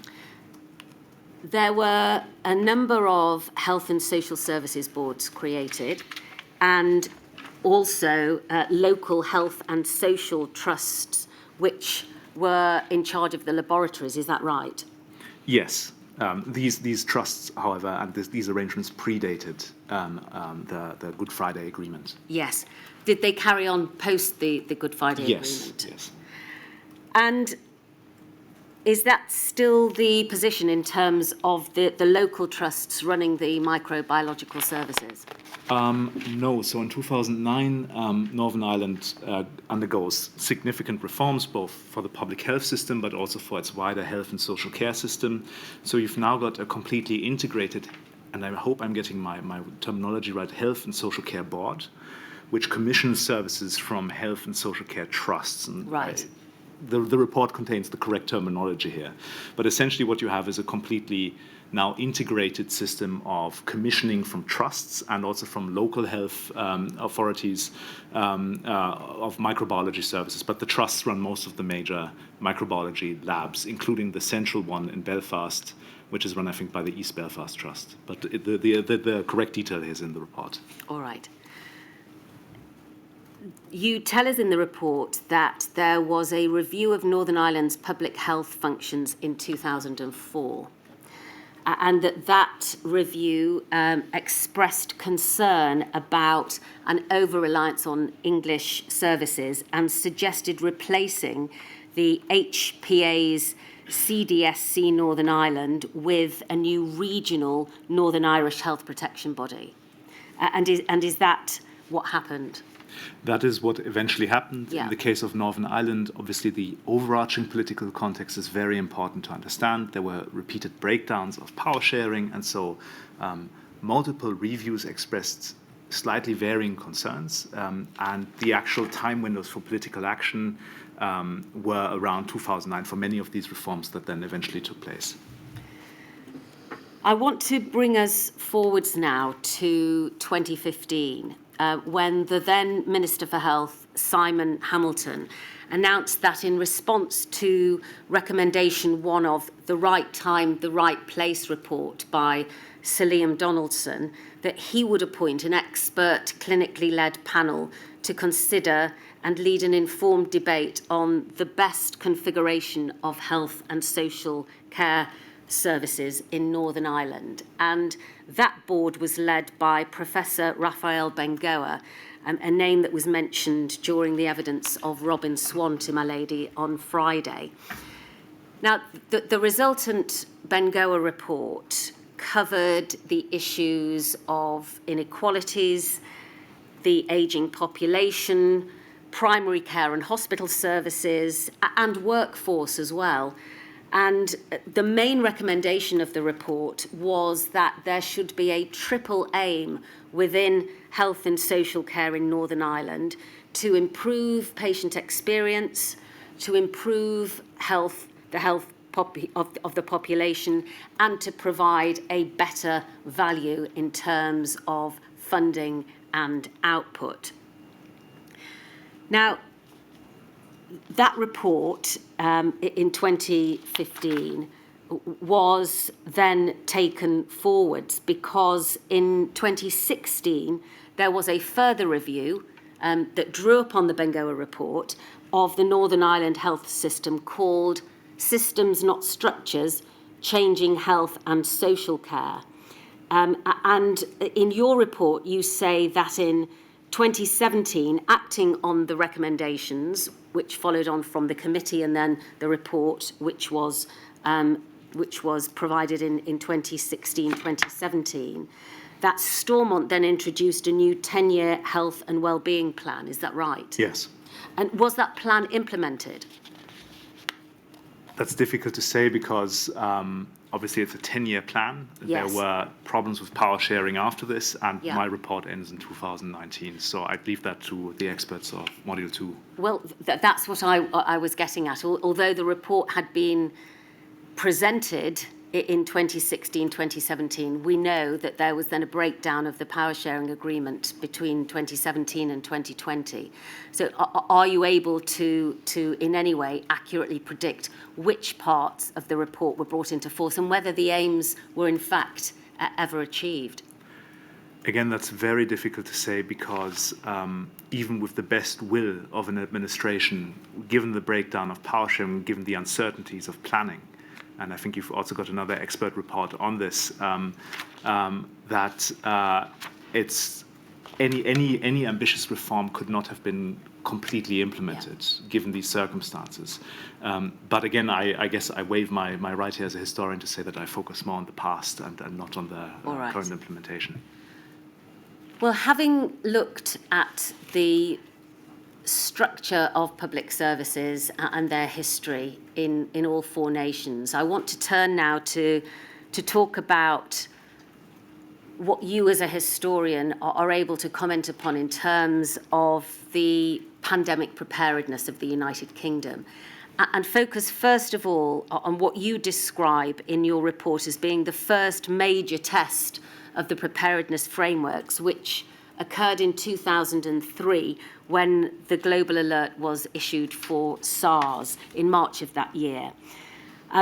You say, fortunately, the UK experienced a small number of probable cases and no fatalities before the World Health Organization announced that human-to-human transmission had been broken in late July of 2003.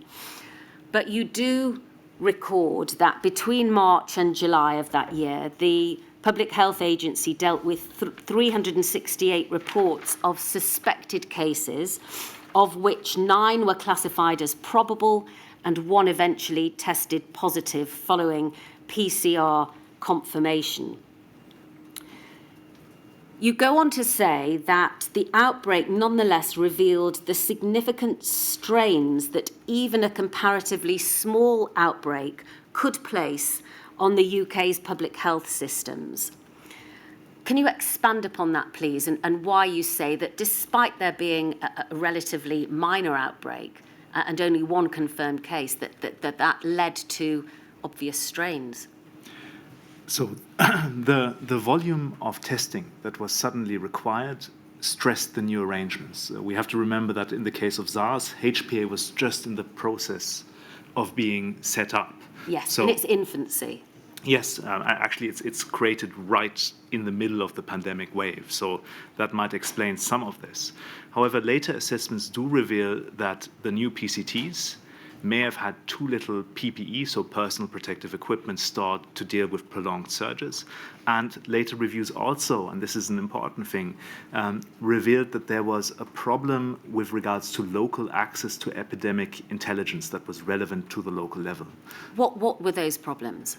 The problems were that the local level was reporting suspected clinical diagnosis of SARS up to HPA, but there was a problem of communicating this down effectively via the regional health protection teams to the relevant clinical authorities within the NHS. We have to remember that SARS at this time was primarily a big challenge in nosocomial, so in hospital settings, and that PCTs and authorities within the NHS and also at the local authority level had a big problem with the fact that they did not have all of the information at their hands that they might have had earlier.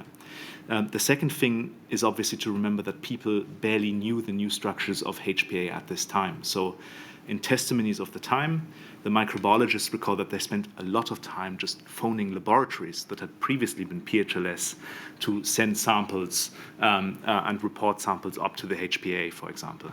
So was there a lack of clarity in terms of which laboratories were performing which assessments and which roles?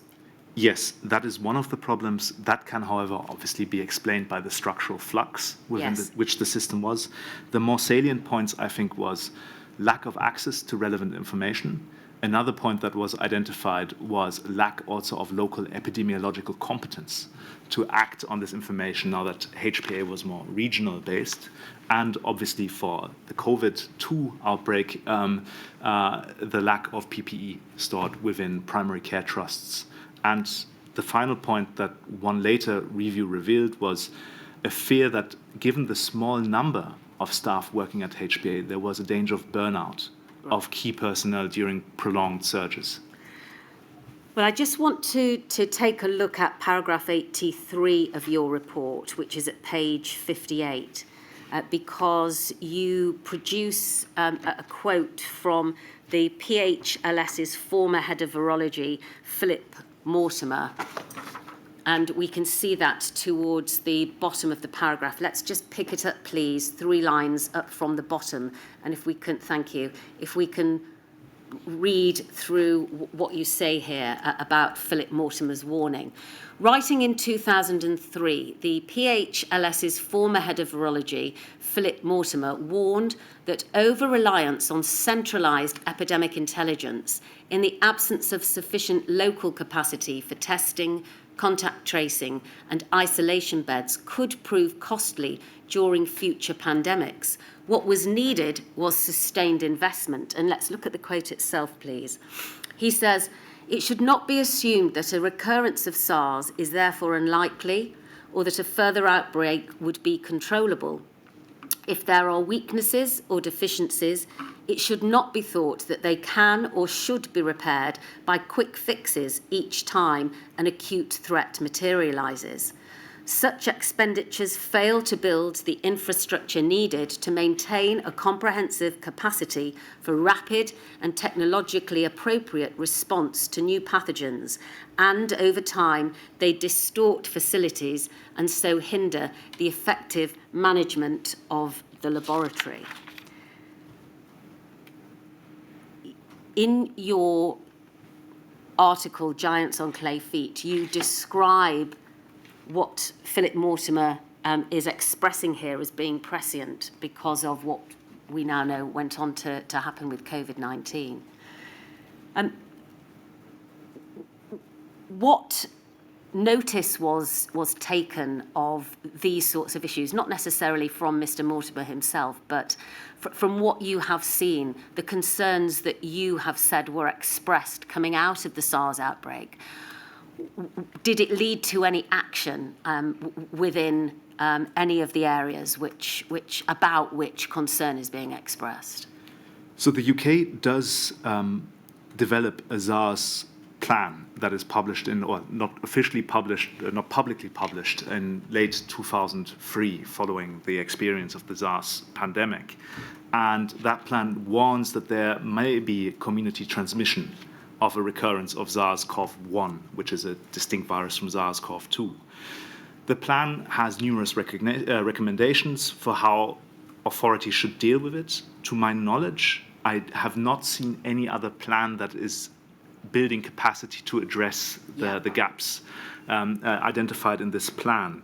I should say that Mortimer's warnings here are not isolated. These are warnings that surface from other people in the health system too. And can I just ask, the health system within the United Kingdom or worldwide? In the United Kingdom primarily, there are, however, also concerns in other Western health systems raised about the ability to provide sufficient surge capacity should an outbreak like SARS prove more sustained.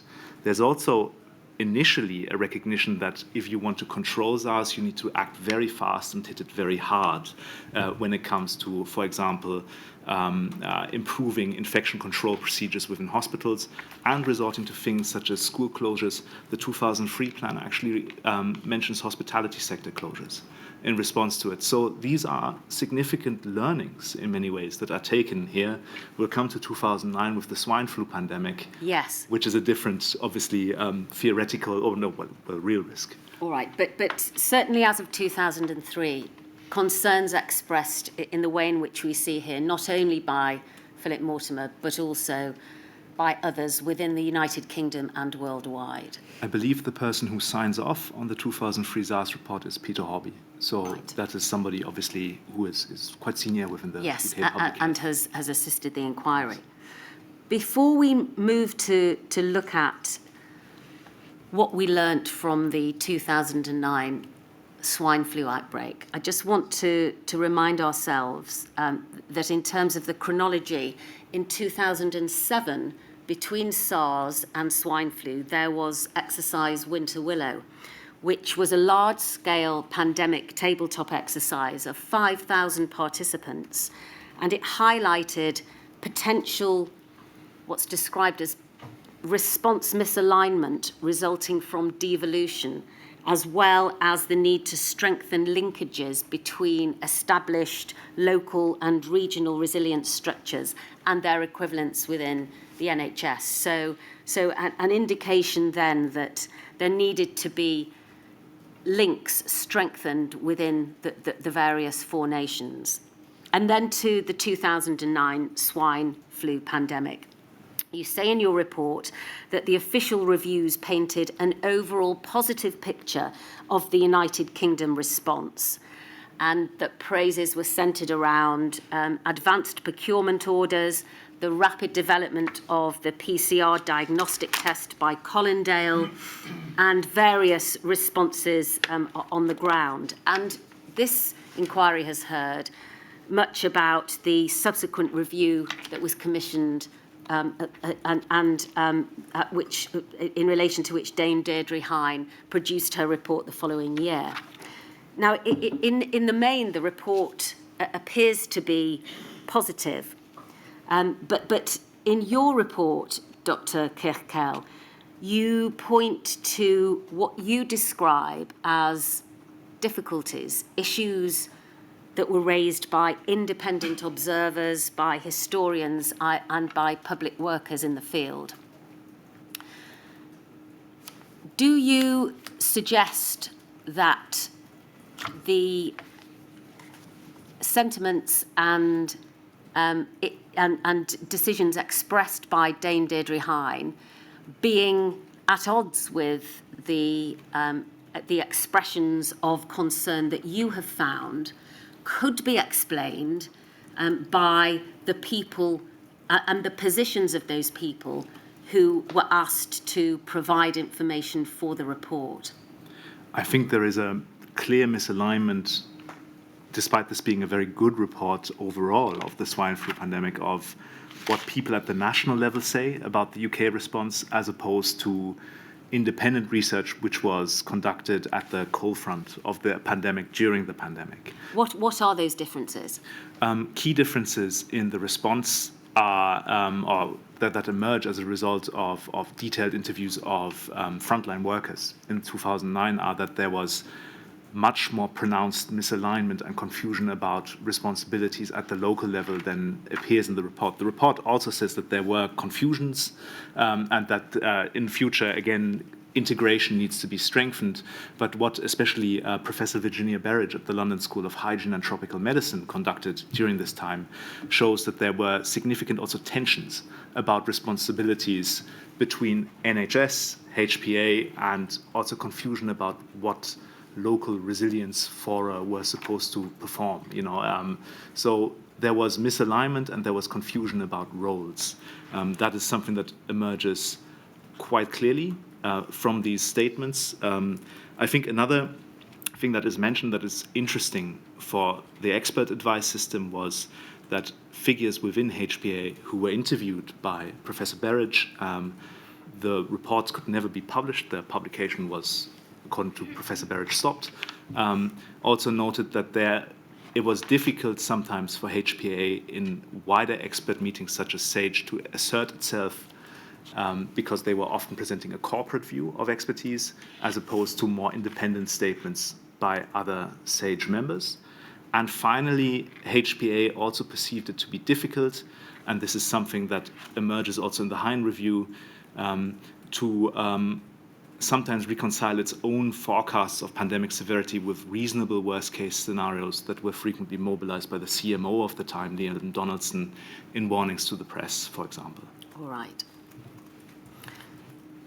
You conclude in your report that whilst the 2009 epidemic ultimately proved less severe than feared and showcased the startling potential of molecular diagnostics and a vaccine design, it also revealed that well-known problems of local and national coordination and resourcing had not been resolved. And to that, from what you have just told us, you would add a lack of clarity in terms of the roles that people were expected to fill during the course of the outbreak and in order to react to it. I think that's a consistent feature, yes. All right.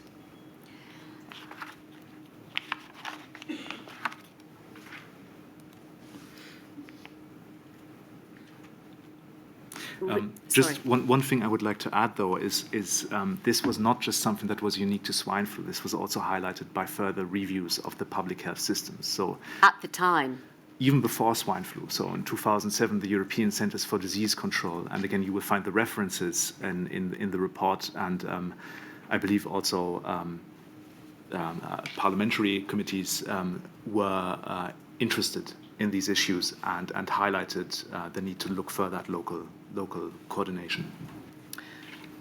Following on from the Hein review, the inquiry has heard much about the 2011 United Kingdom pandemic influenza strategy, with its learnings and emphasis on individual behaviour. And one of the criticisms that my lady has heard is about the comparative lack of consideration of non-medical countermeasures, and that perhaps more should have been said in this strategy about the aspects of social distancing or school closures or even lockdown, which we know does not appear within the strategy. But has your work, Dr. Kirchheller, shown that, in fact, some of those non-medical countermeasures, as you described them, had been raised in previous papers and the reaction to the 2003 SARS outbreak and the 2009 swine flu outbreak, and that they were very much on the radar, even though they might not have been considered, and certainly not considered in detail within the strategy. Non-medical interventions are a core part of pandemic planning from the 1990s onwards. It's a core part of the 1997 UK multi-phase influenza plan, in 2003 in the case of SARS. With the plan that is released, we have many of the interventions that are later rolled out during the COVID-2 outbreak happening. So and we also, during swine flu, we have school closures, we have border controls, we have, with Ebola later on too, travel restrictions or travel cautions, we have hospitality sectors being concerned. What is, however, new, obviously, in 2019, 2020 with COVID-19 is the scale of lockdowns, the scale of societal closure that is considered. I don't think that that was conceived of in the initial influenza plans, where the traditional emphasis of government has always been on business continuity. So minimizing disruption to trade, minimizing also disruption to the economy. That's a core part of pandemic planning, essentially from the late 1970s onwards. I also want to ask you about another developing area of consideration in terms of pandemic planning, and it relates to behavioural science. You say that within the United Kingdom, the status of both epidemiological modelling and behavioural scientists in pandemic responses and in pandemic planning has received what you describe as a significant upgrade during the mid-2000s and ongoing from there. And I'd like to look, please, at a report which is called the Mindspace Report. It's at 207450 by the Cabinet Office and Institute for Government, which underlined the advantages of using what they describe as low-cost, low-pain ways of tackling problems. And let's look, please, at page 4. This was a review that was prompted by Sir Gus O'Donnell. And we can see his signature there at the bottom, together with Sir Michael Bickard. And if we read into what the report was really set up to achieve, influencing people's behaviour is nothing new to government, which has often used tools such as legislation, regulation or taxation to achieve desired policy outcomes. But many of the biggest policy challenges we are now facing, such as the increase in people with chronic health conditions, will only be resolved if we are successful in persuading people to change their behaviour, their lifestyles or their existing habits. Fortunately, over the last decade, our understanding of influences on behaviour has increased significantly, and this points the way to new approaches and new solutions. So whilst behavioural theory has already been deployed to good effect in some areas, it has much greater potential to help us. To realise that potential, we have to build our capacity and ensure that we have a sophisticated understanding of what does influence behaviour. This report is an important step in that direction because it shows how behavioural theory could help achieve better outcomes for citizens, either by complementing more established policy tools or by suggesting more innovative interventions. In doing so, it draws on the most recent academic evidence, as well as exploring the wide range of existing good work in applying behavioural theory across the public sector. And finally, it shows how these insights could be put to practical use. So this report tackles complex issues on which there are a wide-ranging public views. We hope it will stimulate debate amongst policymakers and stakeholders and help us bring our capability to use behaviour theory in an appropriate and effective way. Thank you. We can take that down, please. Now, you observe in your report, Dr. Kakela, that citing this Mindspace report, that the authors of the 2011 strategy hoped that there would be more of a consideration of voluntary, responsible behaviour, that effectively behavioural science was being identified not only by those involved in drafting the strategy, but also, as we can see, those who were looking more widely at the health of the United Kingdom, and that it was becoming an important consideration in planning or attempting to plan as to how best to tackle something like a pandemic when it was next going to hit. Is that reflected in your knowledge and research of what was going on about this time? So we're now talking 10 years or so before the pandemic hit. There's a marked increase in interest in behavioral theory from around 2000 onwards. This is not just in the UK, this is also at the WHO level, where there's a consistent focus on non-medical interventions, but also focusing on vaccine uptake in the population. Now, it's a very interesting historical coincidence that this new emphasis that is placed on behaviorist science, which primarily uses social cues to nudge people in the right direction. There's also a nudge unit founded in the Cabinet Office during this time. It coincides with the election of a government which emphasizes individual responsibility and market-efficient responses. Behavioral science at this time is closely integrated with market psychology, and and I'll slow down. It's a core part also of the Hine Review of 2009 that more use could be made of it. The UK's advice gremia, they start taking up on this from around 2005 onwards and start using behavioral scientists to draft, for example, business as usual messages for the UK government. So to say, continue to go to work, the situation is under control. What is interesting, what is missing from the behaviorist scientific advice, and that is response or representation from social sciences disciplines which are more structural, so which try and understand the structural determinants of behavior versus individual psychological determinants of behavior.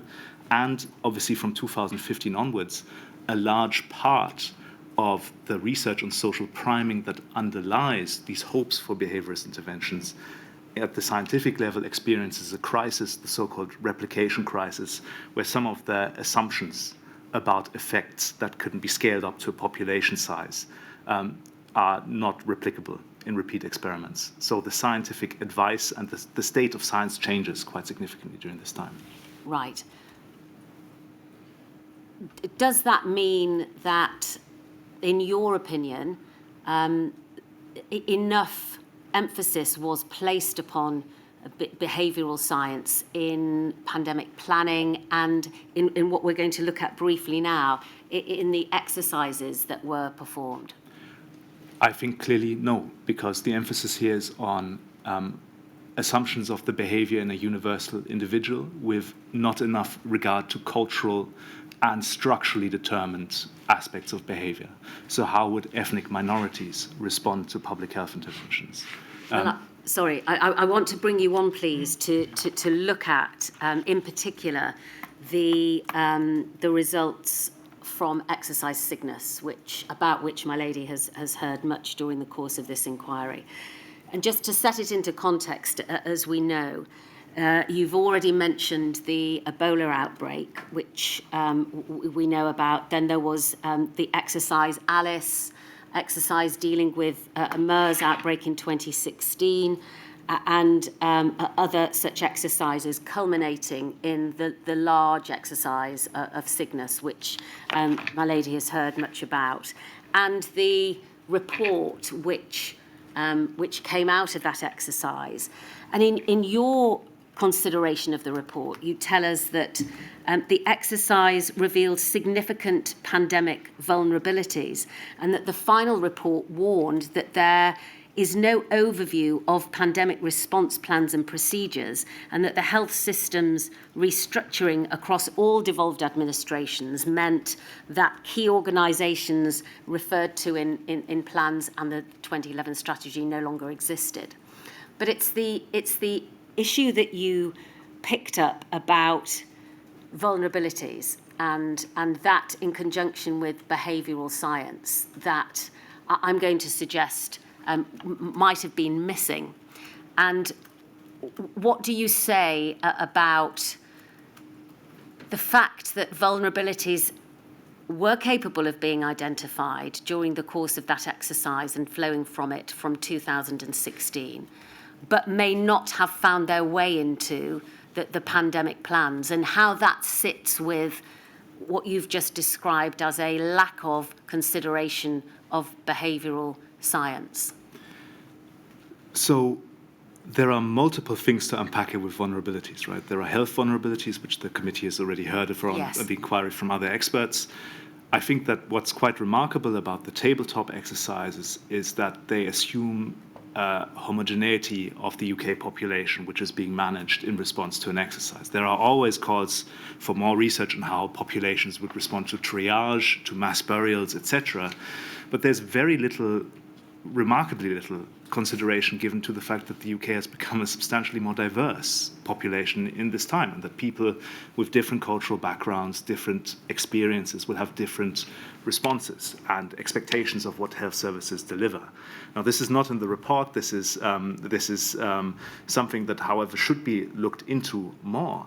With Ebola, anthropologists prove crucial in optimizing responses in response to burial practices. But it seems that the UK was good at employing anthropologists for foreign responses. It would have been good to see more ethnographic and sociological studies of mixed responses within the UK population itself to restrictions, mask mandates, things like that.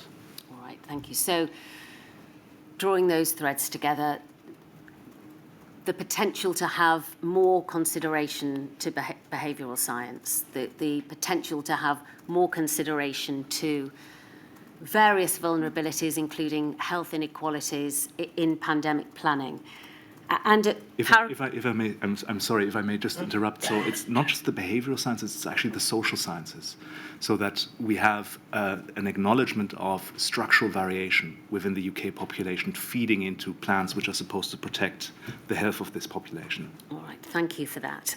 And if we look at paragraph 139 of your report, we can see your conclusions in this respect and your comments on the tabletop exercises and the results of those exercises. So it's page 90, paragraph 139 in your report, which is 205178. Thank you. You say the described exercises foreshadowed many of the key challenges that would emerge during COVID-19. Recurrent warnings about the same vulnerabilities also underlined the difficulties UK planners faced in moving from tabletop exercises and influencer plans to creating and sustaining the real physical infrastructures, staffing levels, and regulatory alignment necessary for an effective pandemic response. Although pandemic preparedness remained a frequently voiced concern, actual UK infection control capacity building between 2010 and 2019 was undermined by budget cuts, regulatory heterogeneity. Can you explain to us what that is, please? Multiple, not homogeneous regulatory systems. So different. Diverse, yes, that's a good word. All right, thank you. Repeated health service shake-ups, workforce shortages, and rapidly expanding public health remits. Following the 2016 Brexit referendum, there was also concern about reduced European coordination and a loss of British influence on European public health bodies. Thank you. We can take that down. So, all of the clues were there. Some of them had been picked up and had formed part of the pandemic planning, but there were warnings and alerts which hadn't been given perhaps as much emphasis as they might. And when one takes into account the issues which you've also set out in terms of funding and workforce capacity, how do you say that the planning and the issues that were affecting the United Kingdom in the run-up to COVID-19 hitting created a difficulty? So I think what we see in this period are obviously the warnings, we see the tabletop exercises, but we don't see a consistent political ownership of the issues that are raised. Pandemic preparedness is frequently voiced in public. There are lots of Hollywood movies in popular culture. It also has a high place, but at the political level, there doesn't seem to be a consistent driver in terms of improvement of the capabilities. And this is caused by, I would say, budget pressures that are imposed, the need for efficiency to manage reductions, and finally, and you have heard multiple witnesses testify to this, preparations for the real projected threat of the exit from the EU, perhaps overshadowing resilience planning, especially in the last 3 years before the pandemic.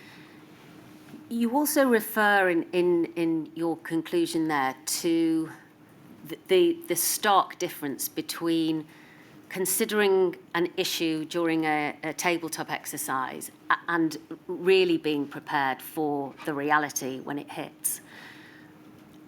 Do you think that the exercises about which this inquiry has heard are effective, are worthwhile, could be improved, or is there always going to be a chasm between thinking about something within the clinical confines of a meeting room and the reality when it hits?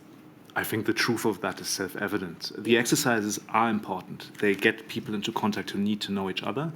However, similar to the proverb about battle plans, the first thing that goes out of the window within an hour is the battle plan. And at that situation, you need to have the resilience and the resources to pivot and adapt.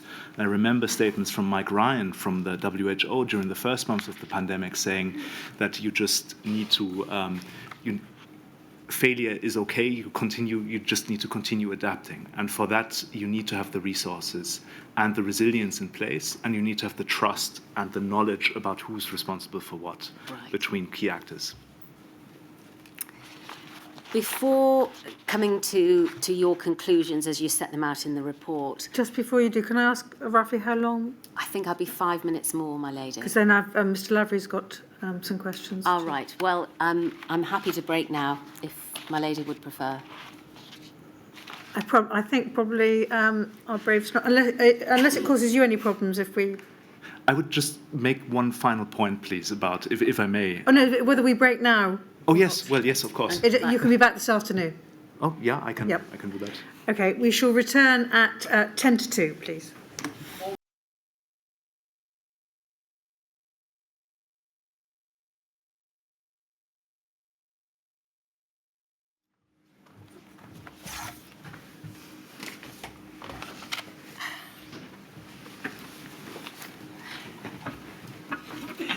It's Blackwell. Thank you, my lady. Dr. Keller, before we look at the conclusions that you draw in your report, I'd just like to ask you about the Global Health Security Index, about which the inquiry has already heard, and the United Kingdom's ranking in the category Rapid Response and Mitigation of the Spread of an Epidemic. Professor Mark Woolhouse has told the inquiry that in scoring considerably higher than any other nation, with the US coming in second in this category, there is a danger of a risk of complacency that the government could reasonably claim that it was well prepared for a pandemic, citing that independent evaluation. Do you agree with that concern? I think there's a risk involved there. Okay, but secondly, he went on to say that though the criteria used by the index seemed to be sensible, it proved a very poor indicator of outcomes in the face of an actual pandemic, not only for the UK and the US, but for other countries as well. And perhaps that indicates that we should not confuse preparedness as defined by the index with vulnerability, and that the global health community needs to reevaluate the relationship between the two. He told the inquiry that until that is done, it will be difficult for any government to make an objective assessment of either. Do you agree with that? I think that's true, yes. Further, in his evidence Professor Woolhouse told the inquiry last week that the designer of the indices defended them on the grounds that they weren't intended to be predictive. And he then asked rhetorically, well, if they weren't, then what were they for? Taking all of that into account, do you think that these types of international reviews are helpful, or do they create the trap of complacency and fail to have any sufficient regard to vulnerabilities? So I read the same article that Professor Woolhouse read, and I had the same thought with regards to the conclusion that the authors drew there. So I think that international comparisons actually are incredibly important for public health preparedness. The question is what kind of comparisons we have. With the Global Health Security Index, it was a very specific form of evaluation that overemphasized technological preparedness, the capability to sequence, rapidly respond to outbreaks, but didn't accurately take into account the overall baseline capacities of health systems and public health systems in these countries.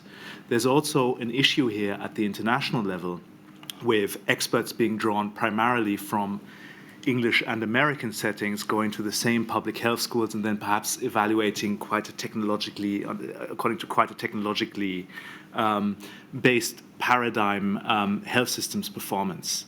So what you see with the Global Health Security Index was a simplification of what preparedness consists of. And it's very much in keeping with this line of thought that I've described emerging from the 1990s onwards, this focus on upstream, top-heavy epidemic intelligence, but it leaves out of the equation what happens when these centers of excellence are overwhelmed, when they fail. So that was too reduced. Nonetheless, within the EU, when the UK was still a member, you had regular ECDC ratings of preparedness and regular talking through of public health systems performance. Those were useful. They were taken on board by the UK government, some of the ratings there. So international comparisons matter, but we shouldn't be overly focused that they actually paint a completely accurate picture. Now to your conclusions. You say in your report that the past offers no simple and timeless solutions for the future of public health across the United Kingdom, but having analysed 8 decades of evolving infection control, you see that there are 4 central challenges going forwards. First, declining attention. Second, administrative misalignment. Third, emergency priorities. And fourth, what you describe as selective memory. So just dealing with each of those individually, please. First of all, declining attention. Is there a perceived problem that you have identified and you can now acknowledge as a problem going forwards, that most UK citizens don't perceive infectious disease as a significant threat to life? That is true. Right. And why is that a problem? It's multifaceted. Most UK citizens within their family have lived memories of multiple pandemics, including here, by the way, also the HIV/AIDS pandemic, which spread in the 1980s. And yet, over the years, we have seen a consistent decline of societal attention for infectious disease threats. There are multiple connected reasons for this. The overall reason is obviously that the primary cause of death in this country has increasingly shifted towards non-communicable diseases. Paralleled with this, however, is a problem of investment and protecting the infrastructures that have allowed this decline to take place in the first place. So the reason my report goes back to the 1930s is to showcase how these baseline infrastructures function. They run quite smoothly most of the time when it comes to decreasing overall disease pressures on society. And ironically, by functioning so smoothly, attention for their maintenance declines. And this we can see with investment levels when it comes to protecting core capabilities such as local public health laboratories, local public health specialties, etc. There's also interlinked with this, obviously, the other issue of advocacy. So when we go again back to the beginning of this period, public health was very much focused on infectious disease control. But what we see now with public health is a very broad, multidisciplinary family of approaches that focus on health improvement, prevention, etc. And infectious disease control, this core original capability, is no longer necessarily at the forefront of this thinking. We see it with the recruitment, but we also see it with problems of advocacy within the public health community when it comes to protecting and prioritizing infectious disease control.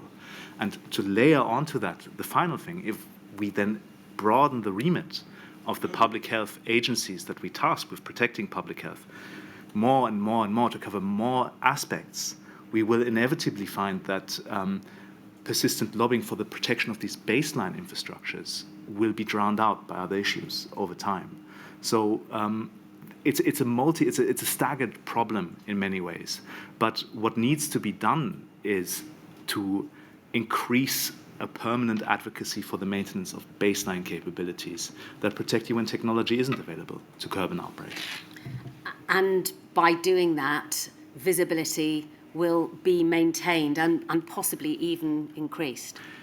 Ideally, yes, but we shouldn't expect that societal memories of COVID-19 remain stable. History indicates otherwise. History indicates that forgetfulness will set in and that alternative priorities will come. So what you need is a persistent, independent lobbying and protection of resources within government and also within the profession. What about the central challenge that you describe as administrative misalignment?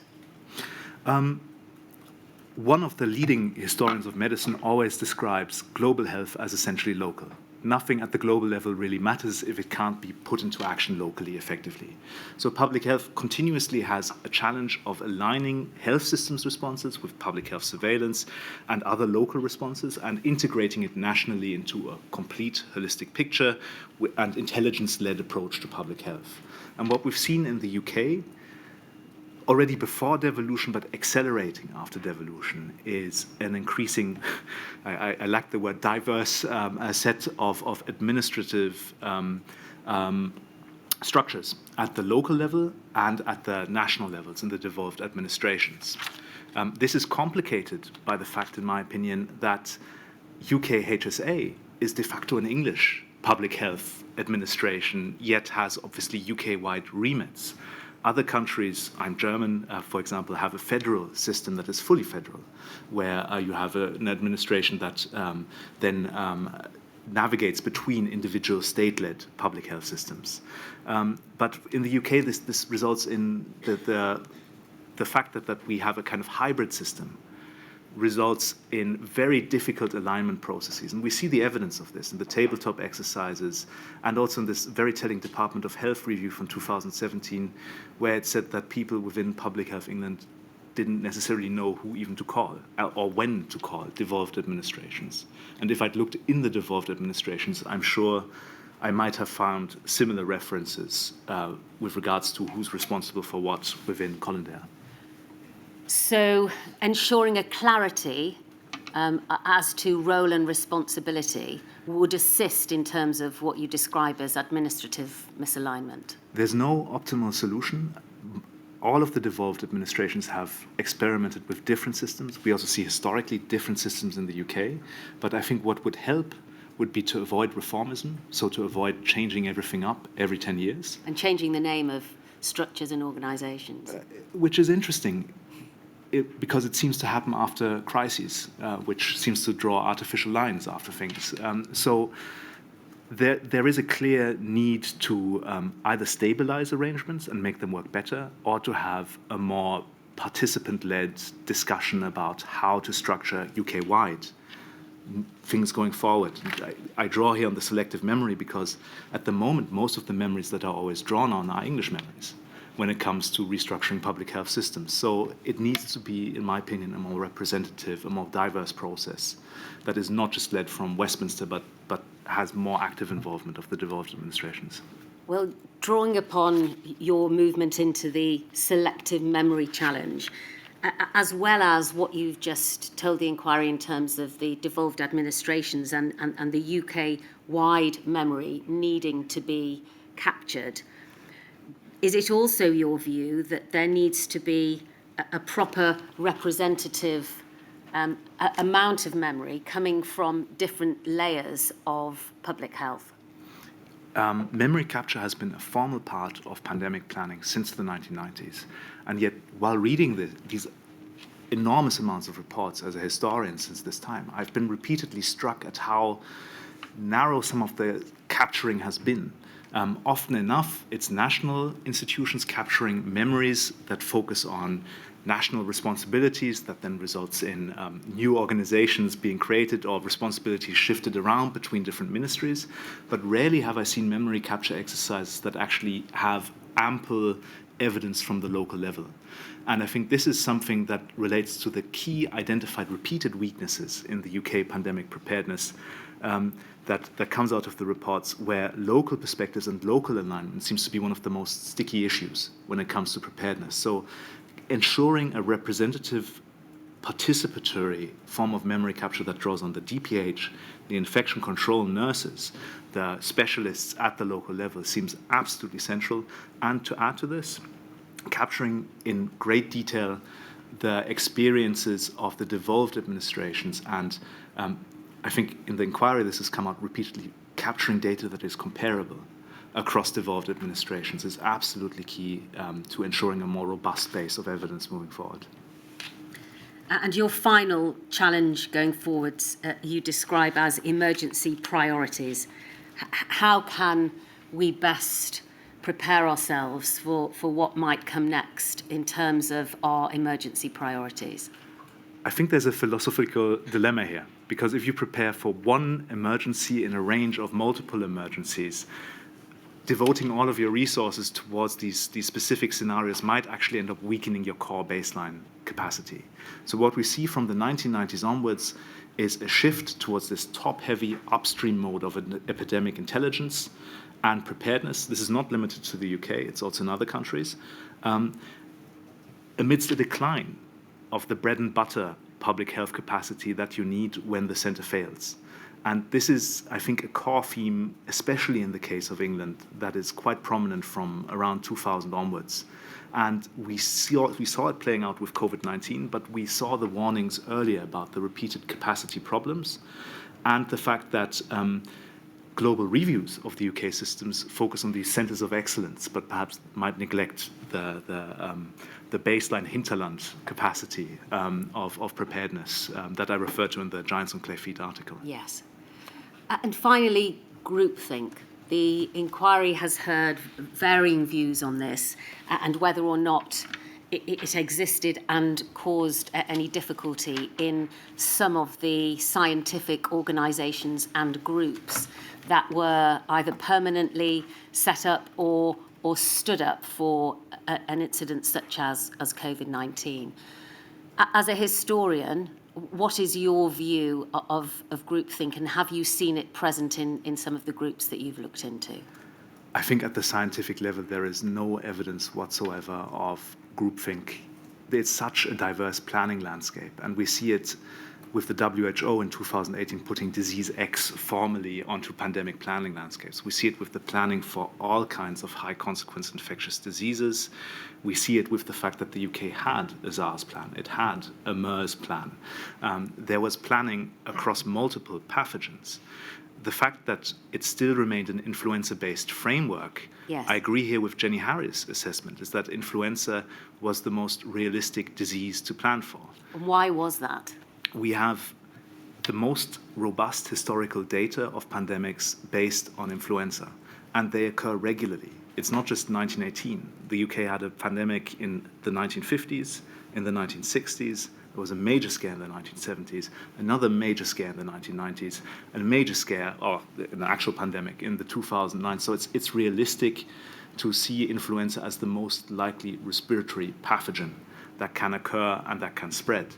There were obviously failures to update the plan for new knowledge emerging around asymptomatic transmission and aerosolized transmission, but that doesn't mean that this amounts to groupthink. And I come back to the point I made earlier in my hearing, that a legal document is not necessarily representative of a very diverse ecosystem of thinking about pandemics. And again, we only need to look to popular culture, where actually there's a huge amount of pandemic scenarios already embedded with board games with multiple pathogens and all of these things around. So my point here is influenza is a realistic framework to base pandemic planning around. It's there regularly. Moving forward, it might be useful to perhaps have more generic names and prepare more generically for airborne pathogens. But I don't subscribe historically to the argument that groupthink delayed preparedness. In 2019 December, we have the first phase 1 clinical trial of a MERS coronavirus vaccine, starting in Oxford and then in Saudi Arabia. This is physical evidence that groupthink was not present. The UK was preparing for multiple high-consequence infectious diseases with pandemic potential. But going forwards, there needs to be a flex, doesn't there? There needs to be an ability to adapt whatever preparedness follows from this inquiry and in the days forwards. There has to be an element of adaptability. Yes. I mean, while writing the report, I asked myself the one counterfactual question. Would the UK have performed better had it been a classic influenza pandemic that hit the country in 2020? And I think there were serious doubts about the ability to handle that. The PPE levels had fallen precariously low. The resourcing at the local level was not there. The communication pathways had not been addressed, etc. So yes, we dealt with COVID-19 as a novel pathogen. Would the UK have performed so much better had it been a classic, still novel influenza strain? I have my doubts. Thank you very much, Dr. Kirkella. My lady, you've provisionally provided permission for COVID bereaved families for Justice Northern Ireland to ask questions on a topic. May that now be done. Mr. Lavery.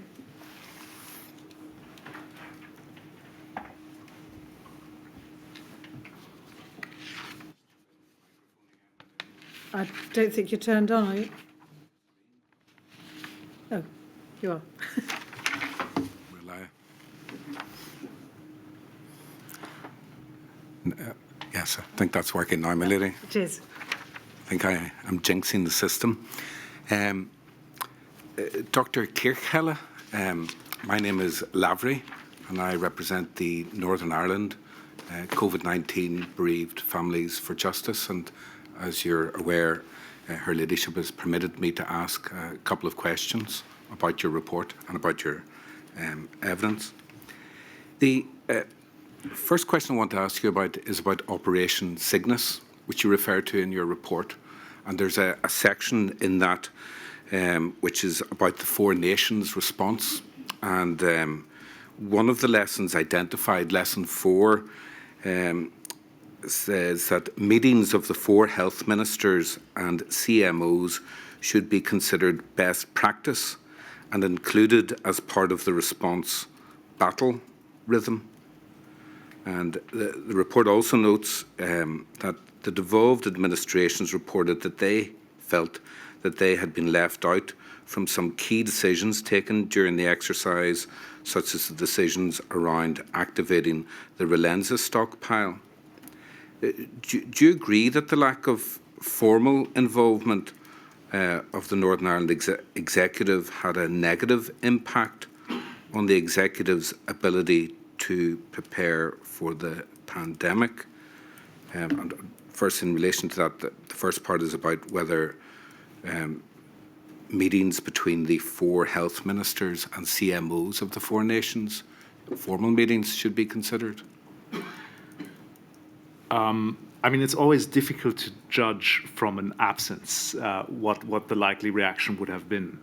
It is remarkable that more formal meetings didn't necessarily take place. I believe the inquiry has already heard evidence that representatives of the Welsh public and also of the Scottish public health system were on committees like NERVTAG more in the function of their expert qualifications rather than as a formal part of the process.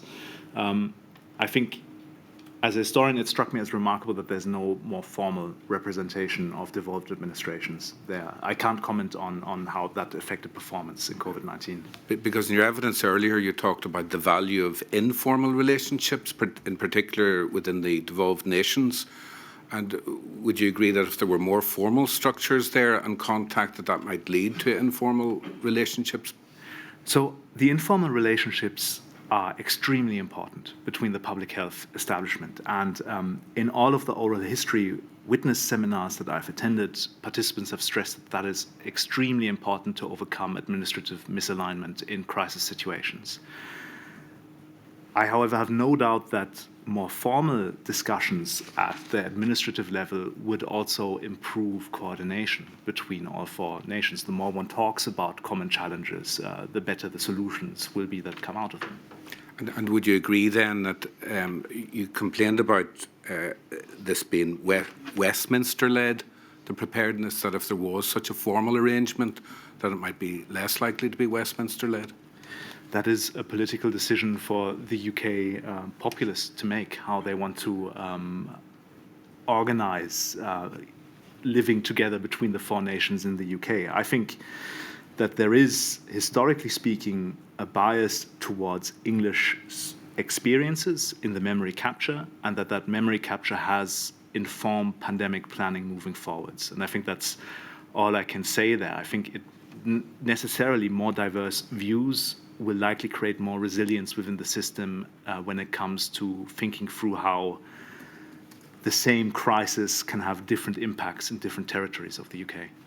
And that England might even learn from the devolved administrations. I think you said that there were some ambitious initiatives from Northern Ireland which foundered because of a lack of government there.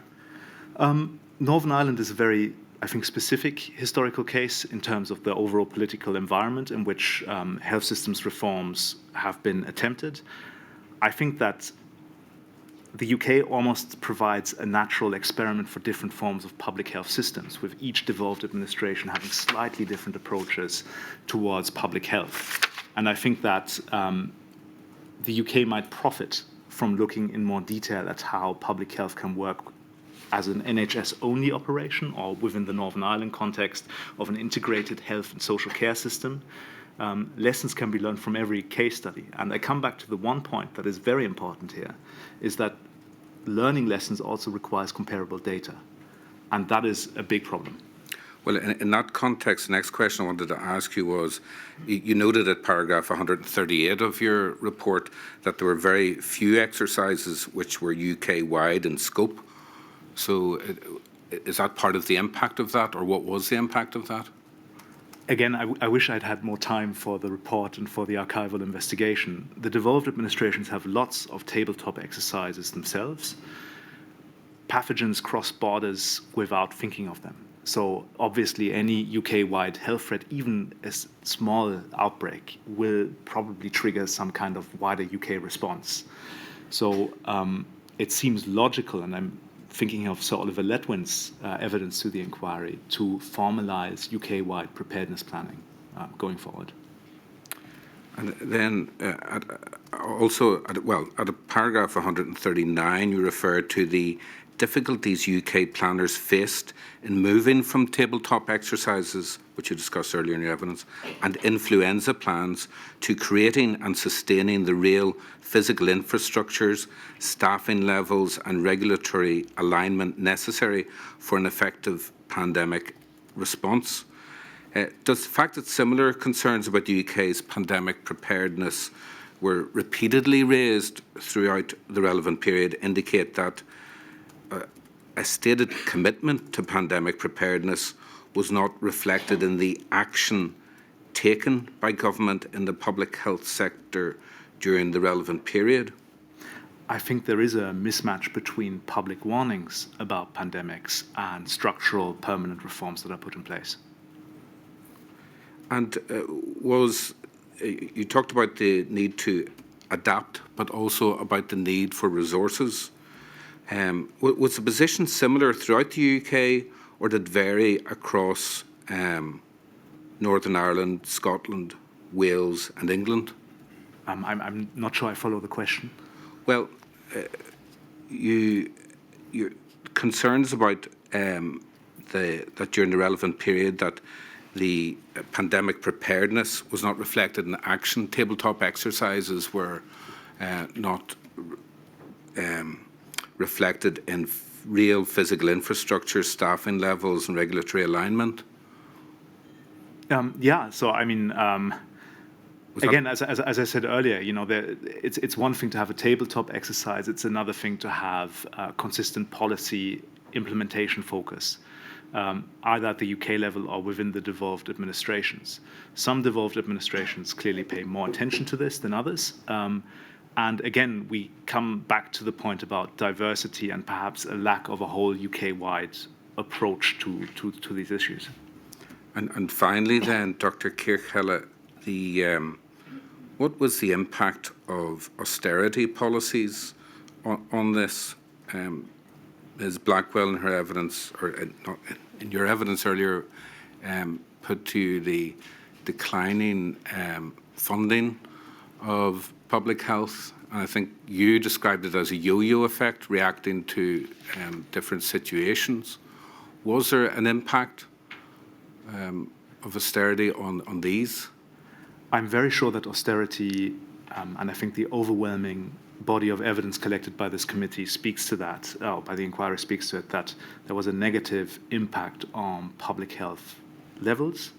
The King's Fund has published data also measuring life expectancy changes during this time, changes in developments of life expectancy. So I think there is quite a large body of evidence with which I would agree that austerity certainly didn't have positive impacts on pandemic preparedness. The yo-yo effect is an interesting one. Often after health emergencies, you get high levels of very targeted but often very short-term funding for public health. And it comes back to the point about that this funding rarely builds what Philip Mortimer was already warning about in 2003, the long-term capacity in the system, because it goes away after a while. And it's often too selective to build this core baseline capacity. And in your summary, you say that in Northern Ireland, there was, if you like, a double whammy impact of fiscal pressures and sustained and regular periods of breakdown of government, storm stalemate. I draw here on the secondary literature, so this is both from the European Health Observatory but also from social scientists assessing it, who describe Northern Irish health policy in between the sitting of Stormont as managerial drift. And it's very difficult to prepare for the future as a public health agency if you're faced with significant political uncertainty, both about your own administrative arrangements within Northern Ireland, and then obviously in the Northern Irish case specifically also the pending exit of Britain from the EU, which in the annual reports also causes consternation. Together with fiscal pressures? Together with fiscal pressures, yes. Thank you, my lady. Thank you, Mr. Lavery. My lady, that concludes the evidence of Dr. Kirkhella. Thank you very much indeed for your help, Dr. Kirkhella. You kept saying several times you've had more time to do more research. You've done a huge amount in the time you had. Thank you very much. Thank you very much.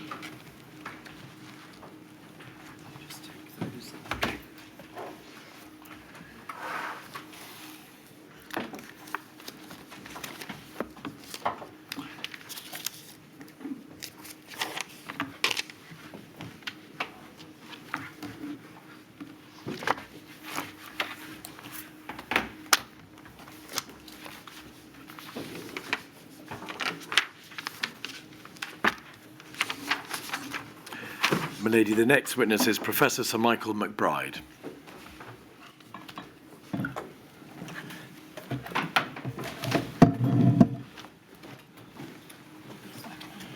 Yes, please.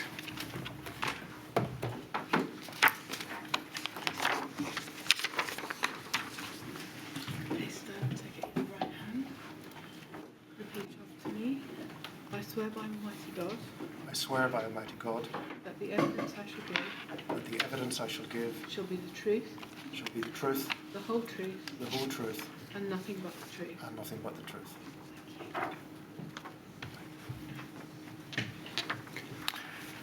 Good afternoon. Could you give the inquiry your full name, please? Yes, Michael Oliver McBride. Sir Michael, thank you for the provision of the two witness statements that you have given this inquiry. They are at 187306, dated the 12th of May, and 203352, dated the 6th of June. You've signed both of them and provided statements of truth. So, Michael, you are currently the Chief Medical Officer for Northern Ireland. You were appointed to that post in September of 2006. Before then, were you Medical Director at the Royal Group of Hospitals from August 2002? That's correct. Have you also, during that period, been the Chief Executive of Belfast Health and Social Care Trust, a position you held from December 14 to February 17? Yes. So you were fulfilling that task whilst you were also Chief Medical Officer. That's correct, yes. I'd like to start, please, if I may, with the position of the Chief Medical Officer for Northern Ireland and the Chief Medical Officer group in the general scheme of things in Northern Ireland. May we have, please, our organogram 204014 at page 14.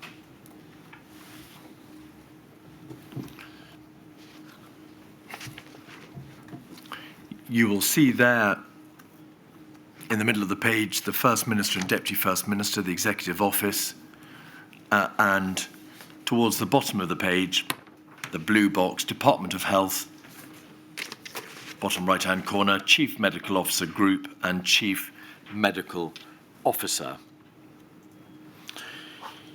It is obvious that the Chief Medical Officer is part of the Chief Medical Officer Group, which is part of the Department of Health.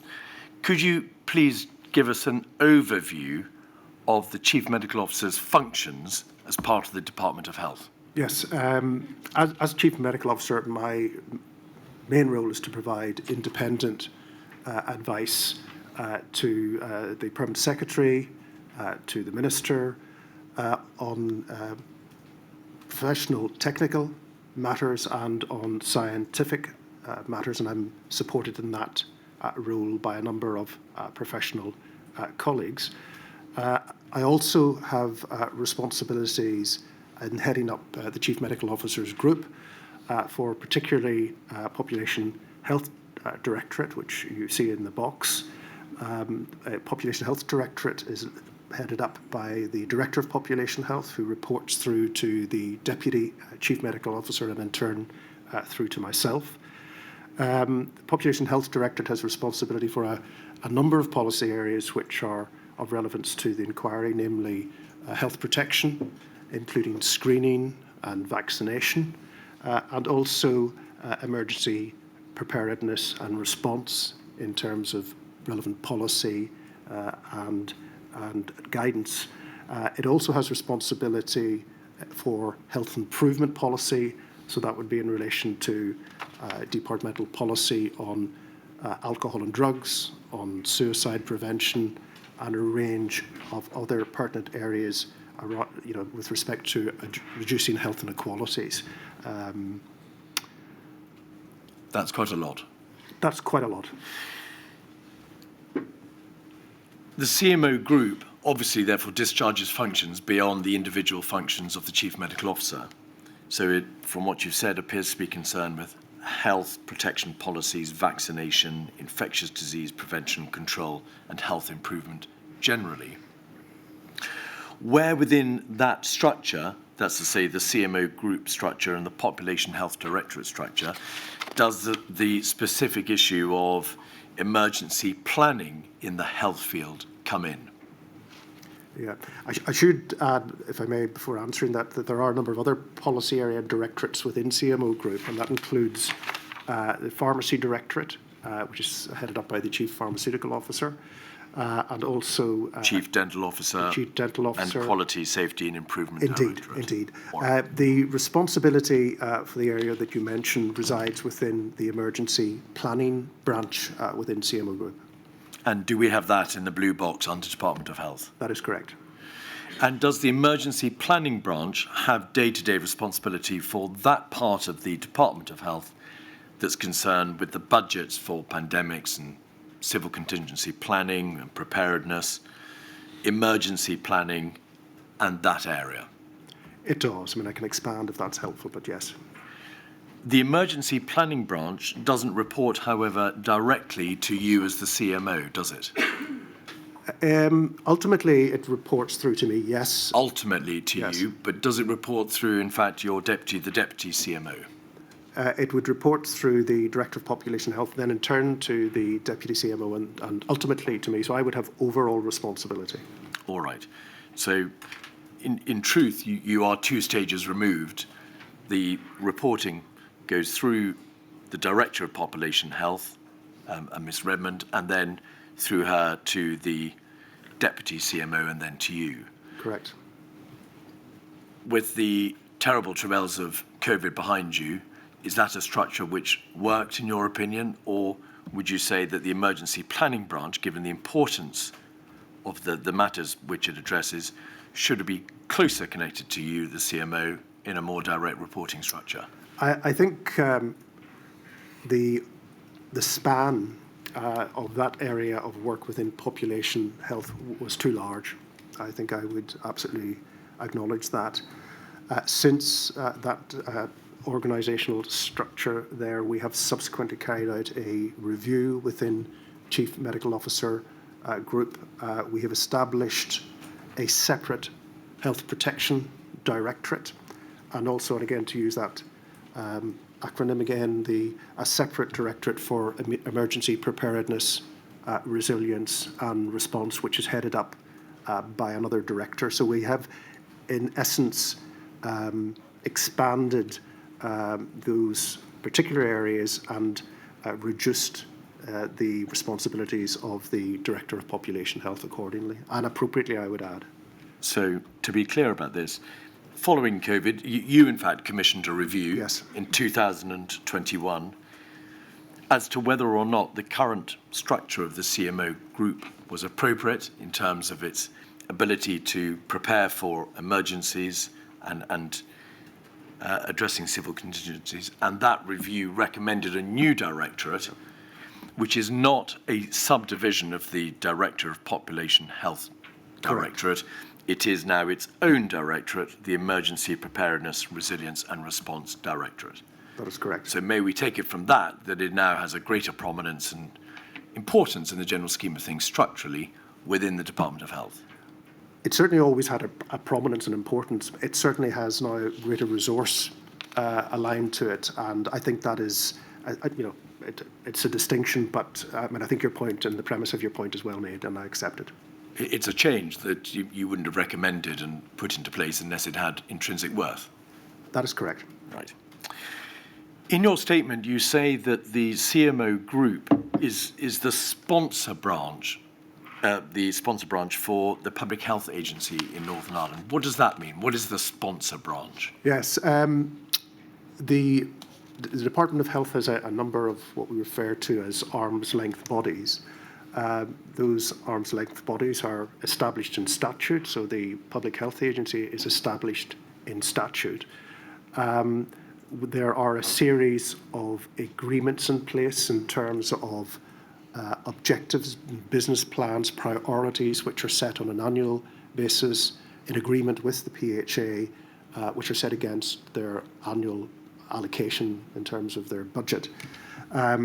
As the CMO group and head of CMO group, we meet with the PHA on a very regular basis through what are called sponsorship review meetings. So those are an opportunity from a fixed agenda for the PHA to raise issues that they have in relation to meeting their objectives, any resourcing pressures that they may be encountering, or areas where they require us to support them in engaging with other parts of the department, given that their responsibilities, particularly around health improvement, are cross-cutting and impact on a number of other policy areas within the department.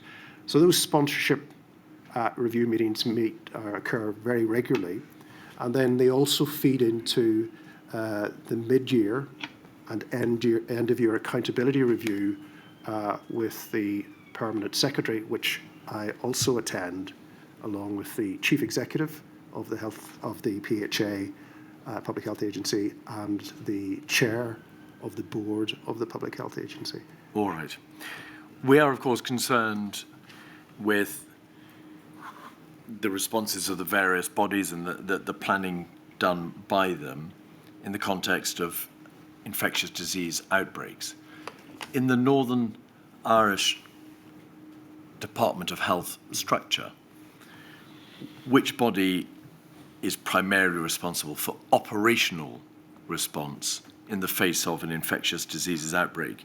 I ask because we have in this structure, as we've now heard, the Public Health Agency, but Milady's had evidence that in the civil contingencies part of the Northern Irish Government, the CCGNI, there is a hub. There is also an emergency operational centre within the Department of Health, all of which would be expected to carry out operational responses. So where does the PHA's operational functions come in the general scheme of things? The Public Health Agency will lead on the vast majority of outbreaks of infectious diseases. I mean, if I could give, for example, coming out of COVID, we had a number of unfortunate occurrences where we saw higher than normal rates of infection. If you recall, we saw scarlet fever in young children occurring more frequently, and indeed in older people. We had an increase in a type of hepatitis, non-A, non-E hepatitis, again, which the PHA was leading the Northern Ireland response. And in both those cases, the PHA was plugged in, as it were, to the wider UK response. So the UK Health Security Agency established an incident management team at a UK level, and then the Public Health Agency would manage the response at a Northern Ireland level, but liaising with the UK Health Security Agency. So in the day-to-day management of outbreaks, whether that's foodborne, for instance, they would work with local councils in supporting the management of that outbreak. It would be the Public Health Agency. When it gets to a scale where it's beginning to impact at a population level, then it's at that point we make a decision within the department whether we continue to keep a monitoring brief or we need to lean in to support the PHA and in the wider response. Which you'll then do by triggering the arrangements at a national level by virtue of the CCGNI hub, by the operational centre within the Department of Health, where, of course, the emergencies are regarded as requiring that sort of national response. Certainly at the extreme end, yes. Escalation. But there's a sort of an in-between level where the Public Health Agency may determine, for instance, look, this outbreak is now impacting on the health service. And they may say to colleagues in what was the Health and Social Care Board, we need the resources of the health service to support us in managing this outbreak. So a good example was Mpox recently, where the Health and Social Care Board had to come alongside the PHA to support the vaccination of those that were at significant risk.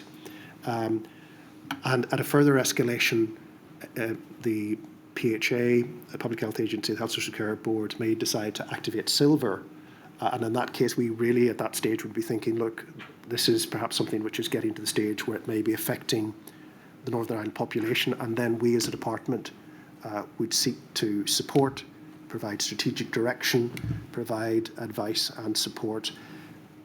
And if it really got to the level where it became a civil contingency emergency at that scale, then that's when you would see the triggering of the Northern Ireland hub. The national arrangements. The national civil contingency management arrangements, etc. All right. In your witness statement, there are references to two other groups that I want to ask you about. The first is the Northern Ireland Pandemic Flu Oversight Group. This appears to be a group that was established by you in 2018 to lead on health and social care preparedness and response. And one of the areas that it was addressing was the promulgation of guidance for surge capacity and also triage work by healthcare settings. It seems to have been established by the Emergency Planning Branch, the body to which you referred a few moments ago, and it was chaired by the Director of Population Health. What was the need for that body? Why was it set up in 2018, shortly? Well, in short, this was following on from exercise Cygnus. It was identified at a UK level that there was a need for surge plans right across health and social care, but with particular reference to secondary care and social care. There were 5 work streams set up at a UK level in the summer of 2017. All of the devolved administrations were part of that work to ensure that Northern Ireland played its full part in ensuring that we worked within that structure. We established a Civil Contingencies Group, pandemic flu group, which to overlook those 5 work streams. I'm not going into the detail of those, but This pandemic flu oversight group. beneath that then sat the Northern Ireland Pandemic Flu Oversight Group with a specific purpose of developing surge plans in relation to secondary care and social care, as you say, was chaired by the Director of Population Health. I'm going to take the liberty of suggesting a correction in the nomenclature. Was it the pandemic flu Northern Ireland subgroup? Yes. Right. That body, so the first one I mentioned, the Northern Ireland Pandemic Flu Oversight Group, was therefore formed to ensure that the work streams, the recommendations, the learning from exercise Cygnus were properly implemented. And it led to an additional group being formed called the Task and Finish Group, which I think you asked the Public Health Agency and the Health and Social Care Board to establish, and that was then put into place the following year in 2019. Is that correct? Yes. Could I take a moment Yes. maybe just to clarify that, because in Please. case we're confusing each other. So there was the Civil Contingencies Group, which was plugged into the Pandemic Flu Readiness Board. So that was overseeing all 5 work streams, which the Director of Population Health was also chairing, but Department of Justice, TAO were members of that. Then beneath that was a health-specific group, which was the Northern Ireland Pandemic Flu Oversight Group, again chaired and established by the Director of Population Health, established in March. And you're quite right that beneath that Was again... then a subgroup? Yes, that was a subgroup of the group I've just mentioned. And then there was a Task and Finish group as well? That group, the oversight group, comprised the department, senior executive directors within the Public Health Agency and the Health and Social Care Board. I wrote personally to the then Chief Executive of the Board asking them to establish a Task and Finish group, working with the PHA to develop the said guidance. And that was in 2019? November 2018 was the date of my letter, and the group was established in 2019. Yes. An important function of that Task and Finish group was to review and update health and social care influenza pandemic surge guidance. But as events transpired, Sir Michael, although a draft was drawn up, it was decided by officials in these relevant bodies that further work was required, but that work never came to pass because, of course, the impact of the preparations for a no-deal EU exit, and then, of course, COVID itself. So the majority of the work that was due to be done by that Task and Finish group, despite its title, was never completed. And therefore, one may suppose that this structure of having a Northern Ireland Pandemic Flu Oversight Group, then a subgroup, and then a Task and Finish group, alongside all the other groups, largely failed, at least in relation to that particular purpose. I think, well, it's absolutely correct to say that that work wasn't finished for the reasons that you've outlined, both at a UK level and at a Northern Ireland level, because resources were diverted to EU exit planning. The work was, incidentally, picked up again in January of 2020, but of course then events overtook us. Of course. And in the end, further work was carried out in February, and we did have surge plans in place for the first wave of the pandemic, but again, we'll be looking at that in later modules. Indeed. I think it was, I'm not so certain that I would necessarily agree that it's a structural issue in terms of complexity of the structures. I think it's actually all about function, and structures matter less. There are some structures that work better than others. We did, however, make significant progress in a number of areas. The preparation in terms of the pandemic flu plan. Was significant progress made in that, but again, it wasn't completed. I think it's fair We'll to say. come back to the Okay. planning a little later. Just remaining on the structures, the inquiry is aware from your witness statement and other material that there were, I don't know whether they are still in existence, a number of other bodies: the Health Emergency Planning Forum, the Critical Threats Preparedness Steering Group, the Joint Emergency Planning Board, the Joint Emergency Planning Team. There may be an appearance here of an over-complexity or duplication of function, or perhaps, to put it more charitably, a rather diffuse structure.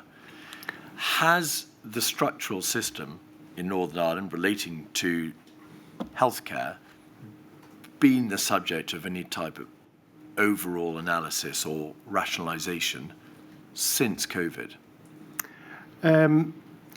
Certainly there is ongoing work in relation to the review of the emergency response plan. There has been reviews of the business continuity plans across the system. In terms of the structural elements that you've described and how they interrelate, no. I have to say, for those working in the system who need to know how those structures work, we know how those structures work and how they interrelate. And I can explain, for instance, the various Joint Emergency Planning Board, the Joint Emergency Planning Team, and how it supports the board. But I suppose really I absolutely appreciate from those looking in from the outside, it's a reasonable question to say, is there a simpler way of doing this? I think we structure the work in such a way that we get the work done, and we put around it organisational arrangements to ensure in as far as we possibly can, notwithstanding that there are always other pressures, other demands and priorities, that we get the work done in as effective way as we can. That's the point, isn't it? I mean, the overall worth of a system is surely not to be determined solely by whether or not its participants understand what they're doing. It must also be determined by the outcome and the output. And Correct. There are significant areas in which the work which was meant to be done by some of these committees, groups and entities didn't come to fruition. I think in the specific examples that you mentioned, yes. However, there are other examples where significant work was progressed and did come to fruition, and that work is ongoing on a daily, weekly, monthly basis. So, on those specific elements that you've mentioned, yes, while there was significant progress made in some areas more than others, there were aspects which certainly were not completed. All right. Turning to another major issue in Northern Ireland, the collapse in the power sharing arrangements. It is obvious, Sir Michael, from the evidence of Mr. Swan last week and from the material before the inquiry, that the lack of an executive, particularly between 2017 and 2020, had an adverse effect on, to use Mr. Swan's words, the preparedness of the health and social care system. In terms of staffing, it led to inadequate staffing levels because key decisions simply couldn't be taken by ministers in the absence of a power sharing arrangement. And the loss of strategic political oversight led to use the words of the Permanent Secretary, stagnancy on the part of the civil service. To what extent, from your vantage point as the CMO, within the CMO group, did the collapse in the power sharing executive have an adverse impact? Maybe, could I answer that in maybe three parts? I think there's sort of general context, which I think is relevant. I think that there is absolutely no doubt that the absence of ministers did have a significant impact on our ability to initiate new policy, develop new policy. We were not in a position to develop any relevant legislation, either primary or secondary legislation. And given that all of the work on what's referred to as the programme for government, which is the cross-cutting work approved by the executive, where government departments put to ministers an agreed programme of work for government, we missed out and lost out on that, the benefits of that cross-government approach. I think specifically in relation to health, there is no doubt that the it has been a very challenging resourcing situation over the last decade, and particularly so in Northern Ireland over the last 5 years, compounded by a reliance on annual budgets. So we were making decisions in terms of trying to live within budget allocations. So just to pause there so that we may be clear about what you're saying. One of the consequences of the absence of ministerial oversight is there is nobody in position who can say, well, you can be permitted to move outside your budgetary constraints. We can take a different decision here in relation to resourcing or staffing levels because you've made a persuasive case that there ought to be a change. So in essence, you have to simply live within your means, and those means were determined, of course, before the collapse in the power sharing arrangements. Yes, I mean, at that time, there was limited ability for permanent secretaries to make those sort of decisions that you've alluded to, and that was guided by relevant court rulings and the Executive Formation and Functions Act. So you didn't have that same ability to move resources around and align them to priority. That certainly impacted on decisions within health where we had to make savings, and obviously there's limited opportunity to make savings in health, particularly where you have got inflationary pressures of 6% per year because of technology and the ageing population and their needs. And we had in that the 5 years running up to 1920, something in the region of a 2.90% growth on baseline each year, leaving a gap of 3% every year on year for 5 years. Meaning a deficit in your yes, your a gap resourcing every year, a gap between what we needed and what we had. So the resulting position was that we were having to make decisions which were not necessarily decisions that should be made, but decisions that had to be made. And in addition, the inquiries had evidence that the keynote report by Professor Rafael Bengoa, the Basque Country minister, he led, I think, an expert panel review in 2016 called Systems, Not Structures, Changing Health and Social Care, which was, I think, envisaged to provide a framework for a significant reform in the Northern Irish health and social care system. That report couldn't be put into place either. That's partly true. We were fortunate in that report had been published prior to the collapse of the executive, and in October 2016 the then health minister approved the Health and Wellbeing 2026 Delivering Together, which in essence gave the political mandate and the direction of travel for the transformation of health and social care services in Northern Ireland. So we had a mandate within health, and we took forward, within the limitations of that mandate, a number of areas of work. So we developed a mental health strategy, we developed a cancer strategy, we published an elective care framework, we undertook a major review of unscheduled care services, such as in accident and emergency departments, and that's now going through to the first phase of implementation. And just pausing you there, I'm sorry, Sir Michael. No, you're okay. There's obviously a gap between planning and having mandates and reviewing the position and, of course, implementation, which will depend necessarily on resourcing. And you've agreed that, of course, during the hiatus, there was no ministerial direction on resourcing. And I completely concur with that, and was the point I was about to make, which is that we put together the building blocks. We did some very good work in terms of what we would need to do, but there were clearly elements of this that required a ministerial decision, and those areas that required a ministerial decision, it was not possible for us to progress. There was progress made, and I could give some examples, but happy to expand if that would be helpful. The sum of that, Sir Michael, is that although progress was made and reviews and plans and guidance were drawn up because, as you say, you had a mandate, overall there was a negative impact from the collapse in the power sharing agreement because of the lack of resources and the sheer inability to be able to implement both that report and the other reforms and resourcing changes which were deemed necessary. That was the sum outcome, if you like, of the absence of ministerial oversight. I think it had an impact. I don't think there's any question of that. Had we had ministers, I think it's a reasonable question to ask whether we would have been able to take further all of that work any more quickly, because the work still needed to be done to inform ministerial decisions. But absolutely, there were significant elements of it that we could not implement without a ministerial decision. May I ask you about the Department of Health Department risk registers? Yes. Is that a process in which the CMO plays a significant role?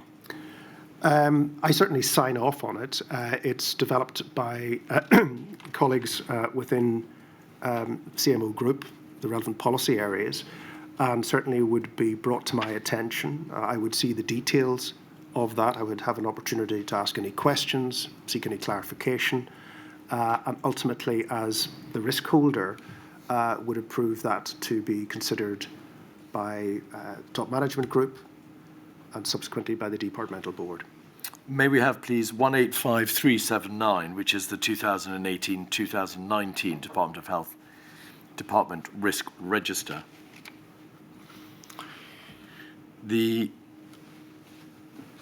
is page 24 of the version, Sir Michael, so that you can get your bearings in relation to it. And it shows a particular risk, row DR6, in the bottom left-hand corner. The health and social care sector may be unable to respond to the health and social care consequences of any emergency, including those for which the Department of Health is the lead government. And then I anticipate department, due to inadequate planning and preparedness, which could impact on the health and well-being of the population. Now, that, of course, doesn't reflect the reality. It is the identification of a potential risk. If we go back up, please, to page 24. The rating given for the residual risk and the risk once it has been treated, that is to say, once it has been mitigated or thought has been given to how the risk may be reduced by a response, the ratings are assessed to be high and medium, both for impact and likelihood in both cases, that's to say, current and treated. And then a number of actions are identified: developing and reviewing strategic frameworks, developing pan-flu preparedness by participating in the UK Pandemic Flu Readiness Board, leading the CCG-NI subgroup. And over the page, work in relation to the contribution to the UK draft pandemic bill, the development of pan-flu guidance for Northern Ireland, incorporating primary, secondary and social care, delivering a work programme to include training, testing and exercising, and then at the bottom of the page, management of health countermeasure stockpiles. Can you recall, Sir Michael, to what extent the identification of that risk was debated within the CMOG or the Department of Health in 2018, particularly from August, which is when I think that was published or made available? Was there a significant level of concern that that risk identified in the left-hand side of the page was required to be mitigated, and in essence things had to be done on quite a number of fronts in order to make sure that the risk could be properly mitigated? I mean, I can't recall the specific discussions at that time. What I would say is that certainly going back as far as when I took up post in 2006, pandemic flu and the risks associated with it has always been on the departmental risk register.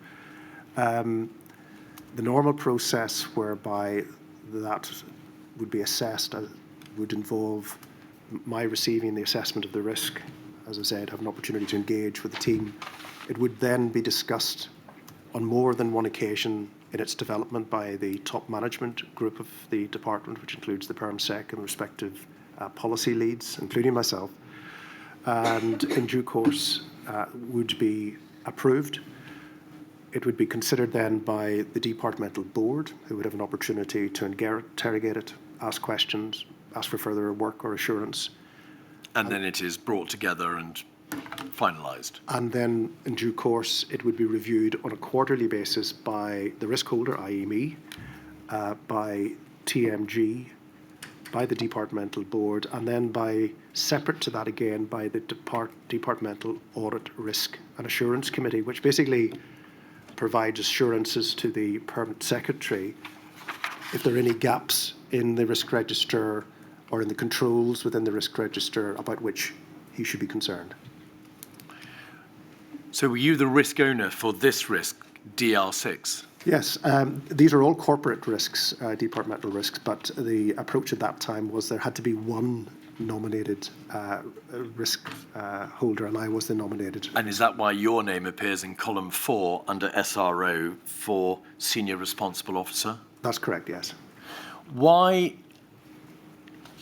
is the column actions completed, completion date and owner blank on this 2018 to 19 risk register for this risk? Not I should say for other risks, but for this risk. Yeah, because what we have here is a template for completion as opposed to a completed template. But there are other risks identified on this document for which there are completed actions.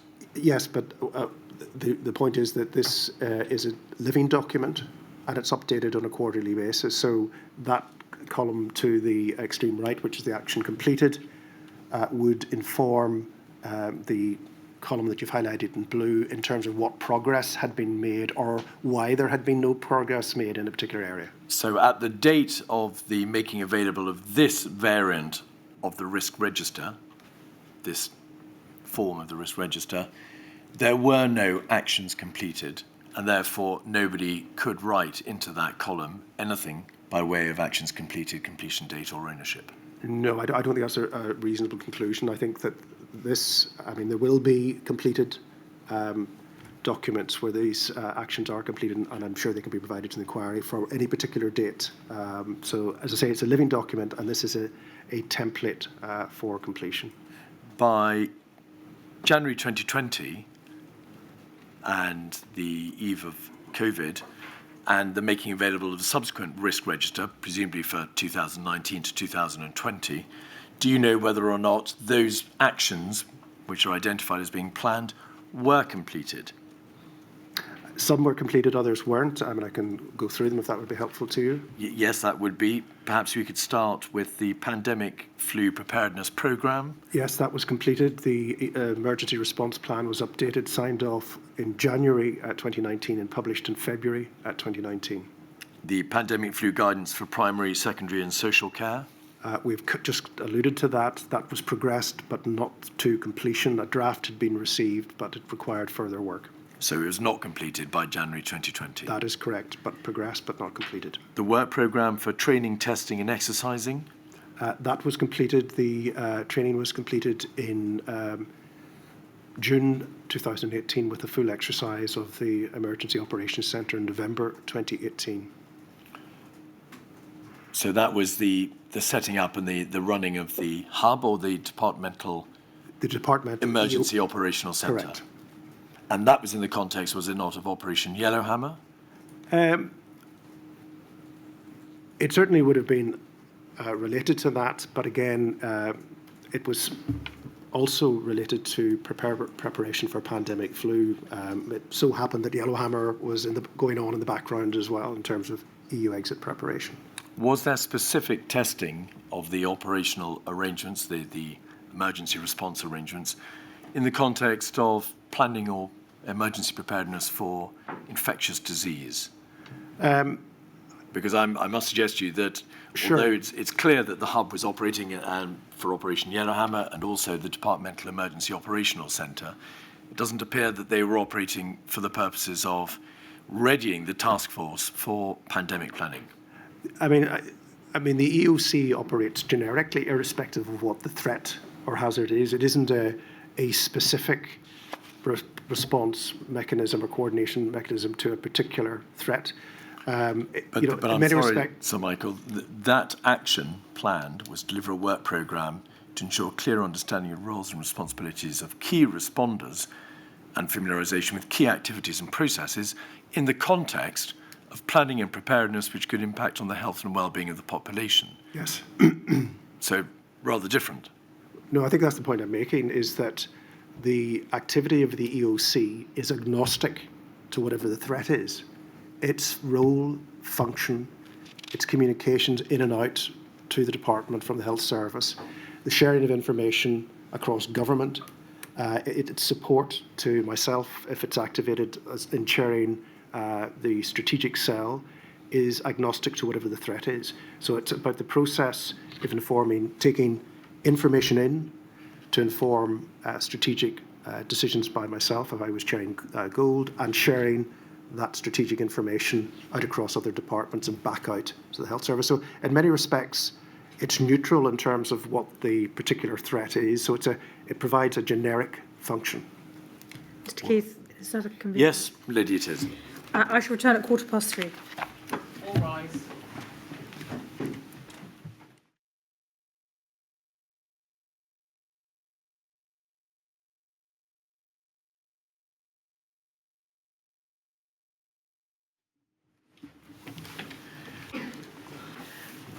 May we have back up, please, document 185379, page 14, and a different risk this time, Sir Michael, DR1, that available financial resources are insufficient and are not deployed effectively to ensure that essential services are maintained. The risk is identified both pre and post mitigation as high, which is why it's red. A number of actions are planned with target dates and identification of ownership. And then in relation to actions completed, completion date and owner, the essential position was this, wasn't it? That, as you identified in your witness statement, there was a shortfall. So resources were simply not enough to be able to meet the anticipated demands of the Department of Health. Correct. In your witness statement, you say that that's an acknowledged area of vulnerability for the department, and you also make the point that it was difficult then for the department to maintain readiness at a high level in anticipation of future pandemics, and that it would be likely to remain so. Can you just tell us, please, whether or not this position continued up to the time of the pandemic? This is a 2018-2019 risk register. Was it the same position throughout the entirety of 2019 and into 2020?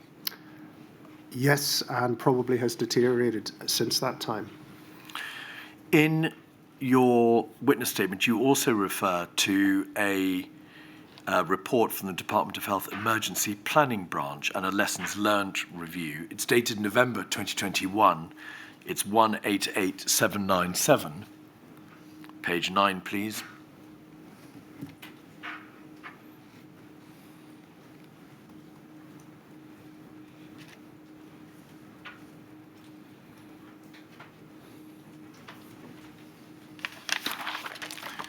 Right at the bottom of the page, training, validating and review. Despite training from Operation Yellowhammer during 2019, at the beginning of the response, there were insufficient fully trained staff to cope with the volume of information or the pace of the pandemic.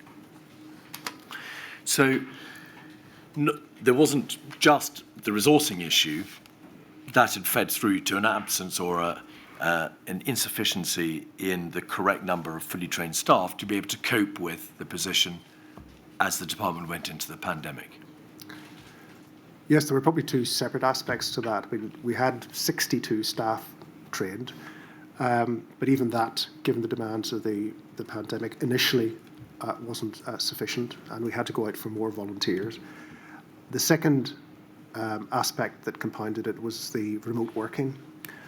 We were not set up for the level of remote working that was required, and that was an added problem. However, that was rapidly addressed. So there is absolutely no doubt that there were very significant challenges during that period. And so, in conclusion, whilst Operation Yellowhammer, the operation for dealing with the potential consequences of a no-deal EU exit, had some benefits in terms of interdepartmental training up members of staff who could be utilised to stand up for crisis management. benefits arising out of better developed supply chains, a better understanding of medicinal supplies and how to get medicines in the event of border problems. None of that could take away from the stark reality, which is in terms of resources and training and staff numbers, the Department of Health was in a pretty woeful position on the onset of the pandemic. I wouldn't use the word woeful. I think it was a very challenging position. I think the challenges of the pandemic were unprecedented. We had resource, but we did not have the strength and depth that was required to mount what was an extremely sustained response to the pandemic. The lessons learned documentation shows there were insufficient staff numbers going into the pandemic, and there was a resource shortfall in the 2 years leading up to it. That is correct, is it not? I think it's a fair summary, but I think this was a document that was also written at a time with the experience of the first wave of the pandemic. So that we're absolutely clear, Sir Michael, that paperwork shows that the pre-existing position on the onset of the pandemic was a shortfall in resources and insufficient numbers of staff. It wasn't that the demands of the pandemic revealed that there wasn't enough resources to be able to deal with the pandemic that ensued, or that there weren't enough numbers of staff to be able to deal with the pandemic as it developed. It was that objectively the department was insufficiently resourced and insufficiently manned at the moment that the pandemic struck. I think that, and it is fair to say that there were very significant staffing problems. I would agree with that. There was capacity, there was capability, there was training, but as we began to respond to the pandemic, even that was insufficient to mount the response that was required. Of course, because the scale of the pandemic was out with anybody's imagination. All right. Another topic, please, which is the Health and Social Care Influenza Pandemic Preparedness and Response Guidance 2013. Is this the document which was produced largely in reliance upon the United Kingdom 2011 Pandemic Influenza Strategy, which was itself based upon the learning and the outcome from the H1N1 swine flu and the report from Dame Deirdre Hine? In part, yes. So there were three inputs to that document. The first, as you say, was the UK strategy itself.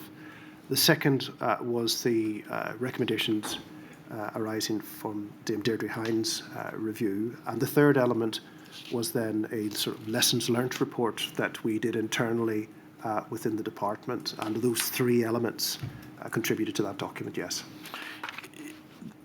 We've noted that the document is very similar to the Welsh variant, that is to say the Wales Health and Social Care Influenza Pandemic Preparedness and Response Guidance. I'm not going to torment you by asking which country prepared its guidance first, but one or both of the two countries must have had half an eye at least on the other one's guidance. I think it would be normal practice. We work very closely together across the UK in terms of developing guidance, and we will share documents with each other. I mean, that I think that is a strength. And certainly we did share our document with colleagues in Wales. But then again, we also benefit from colleagues in Wales and Scotland and England sharing their documents with us. So I think that's a strength which I hope continues. But all those strategies were all themselves aligned to the United Kingdom approach in 2011, about which Milady's had a great deal of evidence. Yes. Does it follow, Sir Michael, that because of that close alignment, the 2013 guidance may be said to have suffered from the same strategic errors, if that is what my lady finds in due course, as the 2011 document? The absence of detailed consideration of the variable and inherently unpredictable characteristics of a pandemic and a zoonotic pandemic outbreak, an absence of any debate about the consequences of differing levels of transmission, of incubation periods, of viral loads or asymptomatic transmission and the like? I mean, I think, the 2011 document makes passing reference to the ability to adapt the UK pandemic plan. I think it's inevitably the case that with the experience that we've now all lived through, that document did not provide any effective basis for responding to the COVID pandemic. But you're absolutely correct that our guidance was based on that. And, as I've said in my evidence statement and has been said by others, we absolutely do need a pandemic flu plan, but we also need something that is more generic, that is agile enough to be scaled up very quickly, but then can be specific enough to be tailored to the particular pathogen, the particular virus or other agent, and then the particular control measures put in place depending on how it's transmitted. And indeed, the risk assessment process at United Kingdom level and also nationally now reflects the broader range of scenarios which were absent from that original strategy. And it had no consideration, did it, of the need of mass diagnostic testing or mass contact tracing or mandatory quarantines or self-isolation or any of the countermeasures which may have been thought appropriate for a non-influenza catastrophic pandemic. I think that's a fair comment. I think it makes reference to contact tracing. However, I do not believe it was envisaged that contact tracing or indeed community testing would be taken to the scale that we did subsequently in the COVID-19 pandemic. So I'd agree with that. Northern Ireland is, of course, in a unique position because it is a separate geographic entity from the United Kingdom. It shares a land border with another country. Why was that? Why were those specific characteristics of Northern Ireland not reflected in its own 2013 guidance? There is no consideration of what we may call the single island epidemiological issue. The strategy and the guidance was drafted very much as if Northern Ireland was the United Kingdom, but there are unique circumstances prevailing there. Again, I suppose a high-level point is that there is and always has been and remains very close cooperation on a north-south basis in relation to a whole raft of policy areas. And we will come back to that, Michael. I think in relation to the question that you ask, there are probably two main reasons for that. One is an issue of scale, and the second is if I might put it broadly, a constitutional issue.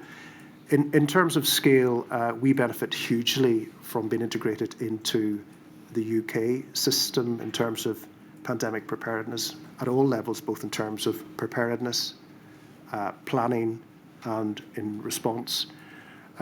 We are a very small department, a very small group of departments. We simply could not replicate the expertise that exists or indeed the scale of work that takes place within the other jurisdictions. And we're dependent on that at all sorts of levels. We're dependent on it from the point of view of scientific advice from SAGE and the various expert groups. We're dependent upon it in relation to the risk assessments from the UK Health Security Agency and from the National Security Risk Assessment.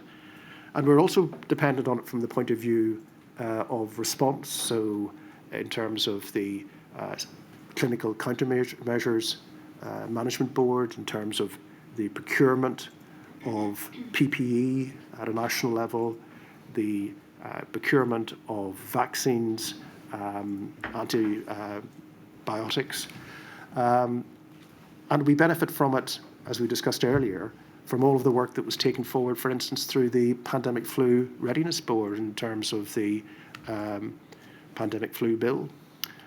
So we could not, in our own right, replicate all that, and we are crucially interdependent on that work that occurs at a UK government level. But why was it not open to the Department of Health to replicate that work to take the advantage and the benefit of the scientific advice, the generic thinking, the guidance and the policies which have been no doubt carefully thought about in London and promulgated throughout the rest of the United Kingdom, and consider alongside that material the obvious fact that Northern Ireland is part of an island, that no pandemic would respect a land border with the Republic of Ireland, and that there were obviously advantages in being part of an island, and that proper, sensible consideration of countermeasures would pay due regard to that feature. But that thinking is absolutely absent.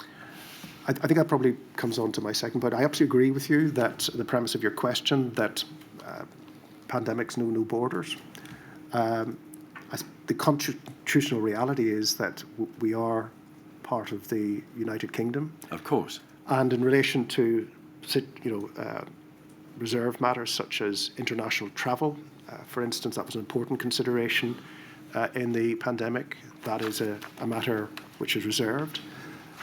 If one considers also then, as part of the response in terms of the funding, the procurement of vaccines, the funding of furlough, we are crucially dependent on the UK government to provide that. And when the COBRA is activated and the UK civil contingencies arrangements are activated, Northern Ireland is part of that. So I think the question is probably not a technical issue for myself, rather a policy decision for ministers. As I've alluded to in my statement, I think there is real strengths and would be much merit in considering all of this at a UK and Ireland level. Indeed, one would extend that across to the common travel area. Because again, pandemics don't respect borders, and there is freedom of movement of people within the common travel area, as there should be. So I did allude to exercises which test that, not just at the operational level, not at just the policy level, but also at the ministerial level. Let me put the question a different way, Sir Michael. It is obvious, and there's no significance in this feature. No. It's well known that there are a number of sophisticated and significant cross-border entities which look at matters which cross the land border in the island of Ireland.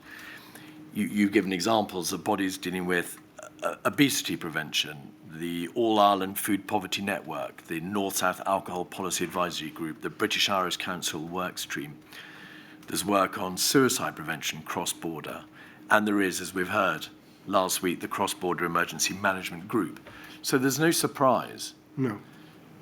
The existence of the Republic of Ireland and the southern part of the island of Ireland is an obvious feature. So my question to you, though, is, given all that, why was there no consideration epidemiologically in that guidance, in the 2011 guidance to the strategies, the policy documents that followed, the 2013 guidance in the case of the Department of Health, to the obvious feature that it is a single epidemiological island, and that any sensible debate of countermeasures and the spread of a virus would have to take that into account?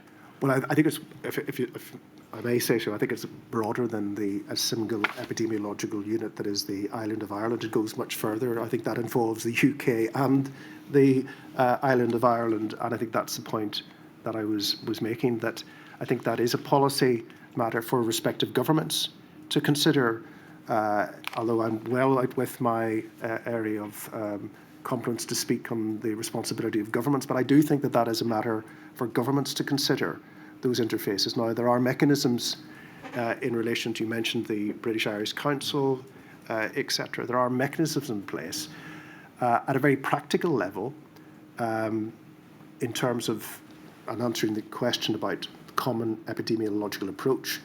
At an operational level, at a chief medical officer level, we did take common epidemiological approaches to the border counties, where we often had hotspots, one side of the border, the other side of the border, and we requested the Chief Medical Officer in the Republic of Ireland, and myself requested the Public Health Agency and the Health Service Executive to work collectively along with local government, broadcast media, civil society, in addressing those hotspots. So at a very practical So reality, that works. Once the pandemic had started, you Yeah. met weekly with your counterpart Yes. in the Republic of, Yes. of Ireland in order to address that obvious Yeah. feature of your joint position Sure. on the island. So that only highlights, though, the absence of any sort of debate or formalised or regular Sure. meetings to deal with pandemic preparedness in advance of. But that wasn't, The pandemic. I mean, the point I would make is we did exactly the same in 2009 during the H1N1 pandemic. So at that level, there is very good and effective cooperation, always has been, At the operational level. at the operational level, supported by respective chief medical officers. I think the wider question in terms of could the improvement at a UK government, Irish government level, is a matter for others, because there are policy decisions in that space, and a good example of that was the alignment or non-alignment of international travel restrictions at various points in time. I mean, I think of relevance, if I could give an example very briefly, was discussion at the executive with the First Ministers of Scotland, Wales, and the Chancellor of the Duchess of Lancaster about a sort of five-nation, two-island approach. And I think that's the sort of space that we do need to think about for the future and any future pandemic preparedness. All right. Chief Scientific Advisors. In Northern Ireland, there is no general Chief Scientific Advisor for the Northern Irish government, for the executive. But there are two CSAs, are there not? One attached to the Executive Office and a second attached to your own department, the Department of Health. Was it apparent prior to the pandemic that there was a lacuna in the system insofar as there was no general unattached Chief Scientific Advisor for the government?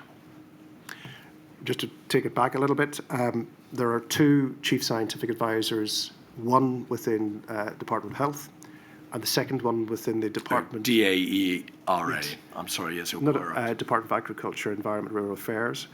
There is a second interim chief government scientific advisor that has been appointed as an interim.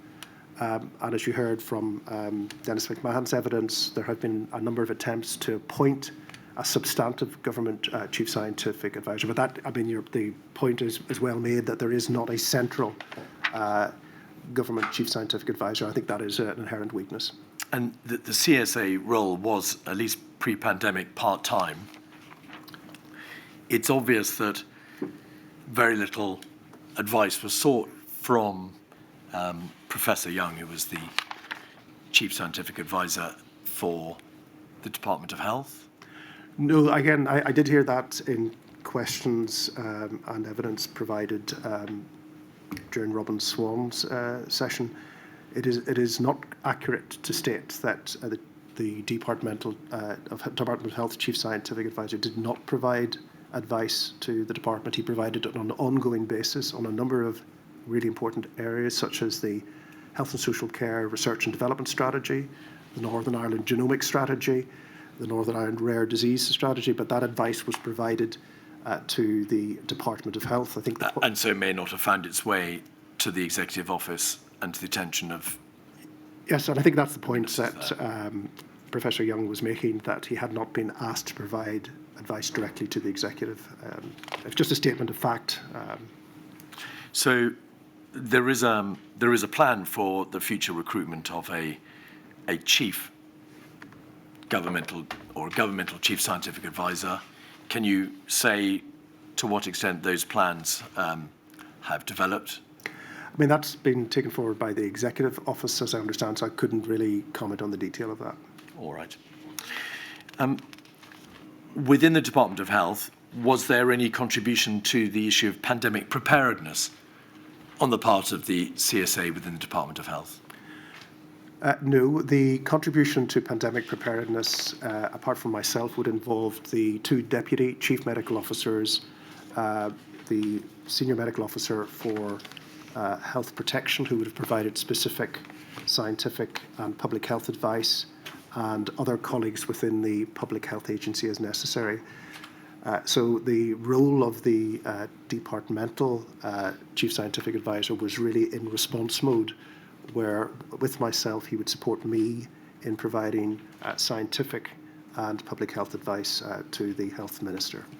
And to what extent was the departmental CSA linked into the UK CSA network, or to the well-known committees concerned with disease and emergency outbreaks, for example, SAGE and SPI-B and nerve tag and HARES and so on?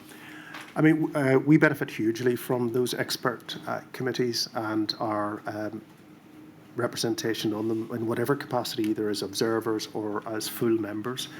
I think as Sir Chris Swiddy mentioned in his evidence, a very salient point, which is that there's a difference in rigour and coordination in slow time, i.e. not in an emergency as opposed to an emergency situation such as the pandemic. They worked extremely well during the pandemic. I think there needs to be a further look at an examination of how they're coordinated in other times.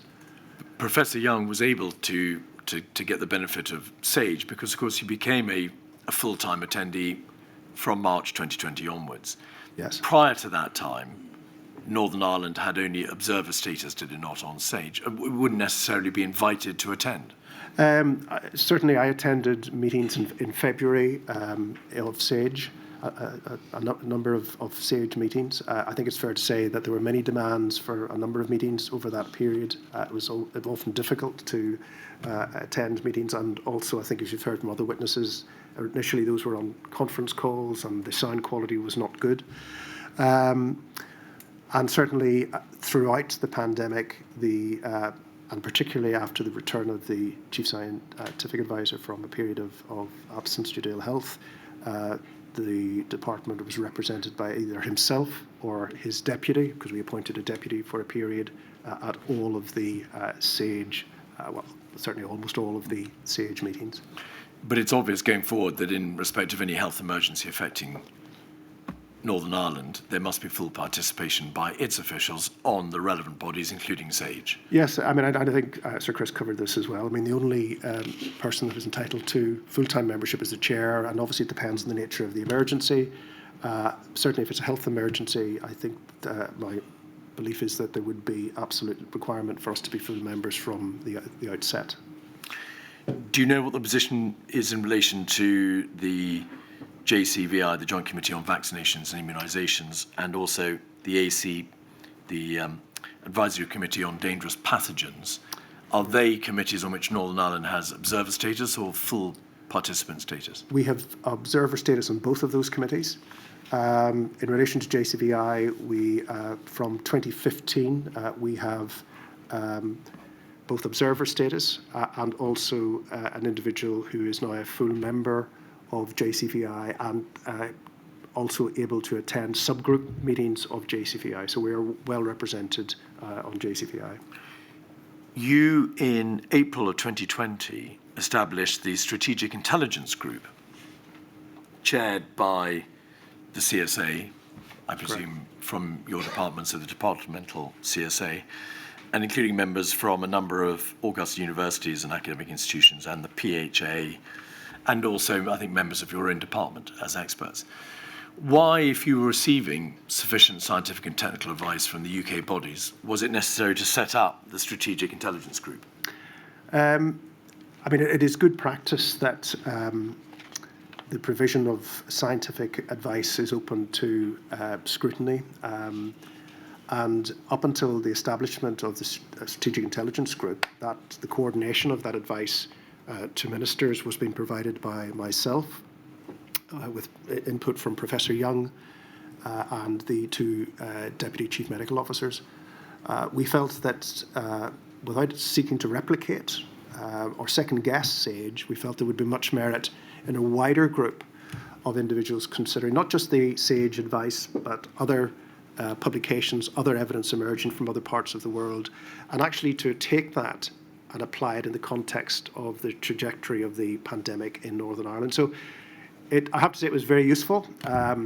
It applied one sort of degree of remove challenge to us in terms of our thinking, which then informed our advice to the Health Minister. What about forecasting and modelling? Was the system pre-pandemic adequate for the purposes of providing the executive with sufficient information about modelling and forecasting in the event of a pandemic? We certainly improved it. We did have full access to Northern Ireland-specific modelling from the subgroup of SPI-M, which subgroup of SAGE. That was specific to Northern Ireland, but it wasn't as current and real-time as we wished. So I asked the Chief Scientific Advisor on his return to establish a Northern Ireland modelling group, which he did. That continued then to provide as close to real-time modelling and various scenarios as we possibly could. And in due course, I directed the PHA to build that capacity and capability into their organisation, which has now happened. So we now have that capacity within the Public Health Agency. But you ordered the capacity to be set up, yes, under the guidance of the CSA and then latterly under the PHA, because the provision of information that you were receiving pre-pandemic, or at least on the outset of the pandemic, was not sufficient for your purposes. I wouldn't go as far as to say that. What I would say is that it was sufficient, but it wasn't as real-time as we would wish it to be. And what is really important, as we've heard from previous witnesses, is that we take the data that we have, which was Northern Ireland specific, and we ensure that it is as close to real-time and projecting potential scenarios as we can to assist ministers in their decisions. All right. Exercises and the outcome of SARS. Following SARS, did the Department of Health carry out a one-day exercise called Exercise Goliath? Yes, I struggled to remember this earlier when you mentioned it. It was before your time, I should say. Well before my time, but it does take me back in time because it was 2003. However, I was and did take part in that exercise. I was then the medical director in the Royal Group of Hospitals Trust, as it was then the predecessor of the Belfast Health and Social Care Trust, and did take part in that exercise. Now, its relevance is that within the lessons that were identified following the exercise was this lesson that operational contact tracing mechanisms with the potential for scaling up need to be developed at board and trust level. A further recommendation revolved around the fact that there appeared to be insufficient discussion heard on primary prevention to avoid spread of the assumed SARS coronavirus, and also that participants in that exercise had voiced concerns about contact tracing capacity. Indeed, in the questionnaires filed by the participants, almost every participant mentioned the absence of sufficient contact tracing capacity. That was a long time before 2020, of course, but many of the aspects of the system, or at least the inadequacy in terms of sufficient mass testing, mass contact tracing, and the need to prevent spread at an early stage of the outbreak, can all be traced back to some of the concerns expressed following Exercise Goliath. And I wanted to know, therefore, what you knew of the extent to which those recommendations and concerns have been acted upon. I'm, as I say, not in a position to answer that. I would assume that, as normally the case, that those recommendations would have been progressed and taken forward to updates of the emergency response plan, which I think was first developed from memory in 2009. That is an assumption. I can't say that with absolute certainty. But it didn't provide for mass contact tracing or surge capacity on the level which was anticipated in the recommendations from Exercise Goliath. No, and I think that therein is the difference, because again, this was, looking at it rightly or wrongly through the lens of a high consequences infectious disease with very limited potential to become a pandemic. So it wasn't looking at these requirements through, might we need this for a pandemic? It was looking at, are these needed now for this high consequences infectious disease, which has limited compared to coronavirus, SARS coronavirus 2 has limited person-to-person risk of transmission, except particularly in those who are in close contact, such as in a healthcare environment. So I think that I suppose, leap of thinking and challenge in terms of thinking did not occur. I can only assume in terms of whether these are capabilities that we may need to deploy in a scenario where we're dealing with a novel pandemic virus. And this comes back to the original strategic error, if you like, in the 2030 I think that's a fair comment. strategy. What about exercise Cygnus? The exercise Cygnus focus, for the purposes of Northern Ireland, on issues concerning communication with UK scientific experts, communication with the UK government, and cross-border cooperation with the Republic of Ireland. By the time of the pandemic, had all those issues or recommendations been implemented, or were there still concerns, as the Department of Health saw it, by January 2020? Well, certainly, as we covered earlier, there were a number of elements of work which informed the 5 work streams under the Pandemic Flu Readiness Board, some of which had been progressed further than others, but certainly not all completed. In relation to exercise Cygnus, we did provide input back to inform the lessons learned report that was produced at a UK level, but we also developed our own lessons learned report, and we identified 10 key areas to be progressed. Of those, 6 were completed. There were 2 that we didn't complete and couldn't complete because it involved, one of them, this recommendation 2, involved a review of the UK strategy of 2011. Recommendation 5 involved a completion of the communications around pandemic flu. Now, we had submitted our updated action in April 2018, and there was one recommendation which we will never complete because it's about ongoing review and validation and updating. In relation to the health and social care system? Yes. So we did make significant progress on the recommendations that we had identified, but there are a number of recommendations within Cygnus, which I think has already been covered in the evidence of others, that were not completed. Could we have 188776, please? This is a report from November 2018 concerning the delivery of the Civil Contingencies Group Northern Ireland Resilience Programme Progress Report. It's called a Progress Report Template. And you can see there by November 2018, it asserts that good progress has been made on a number of areas, but there are, at the bottom of the page, a number of issues still requiring resolution, excess deaths, and then over the page, that is on track. Do you know whether or not that particular recommendation, that particular issue of excess deaths was completed? Could we just go back? Sorry. Yes, of course. What was on track? Sorry. Excess deaths. I think what I wasn't directly involved in that work, as you say, the Department of Justice is leading it. I think significant progress was made. I'm not certain whether that was completed. And then sector resilience in the middle of the page. The Executive Office is in the process of collating information for issue to departments to commission resilience assessments for their respective sectors. What is sector resilience?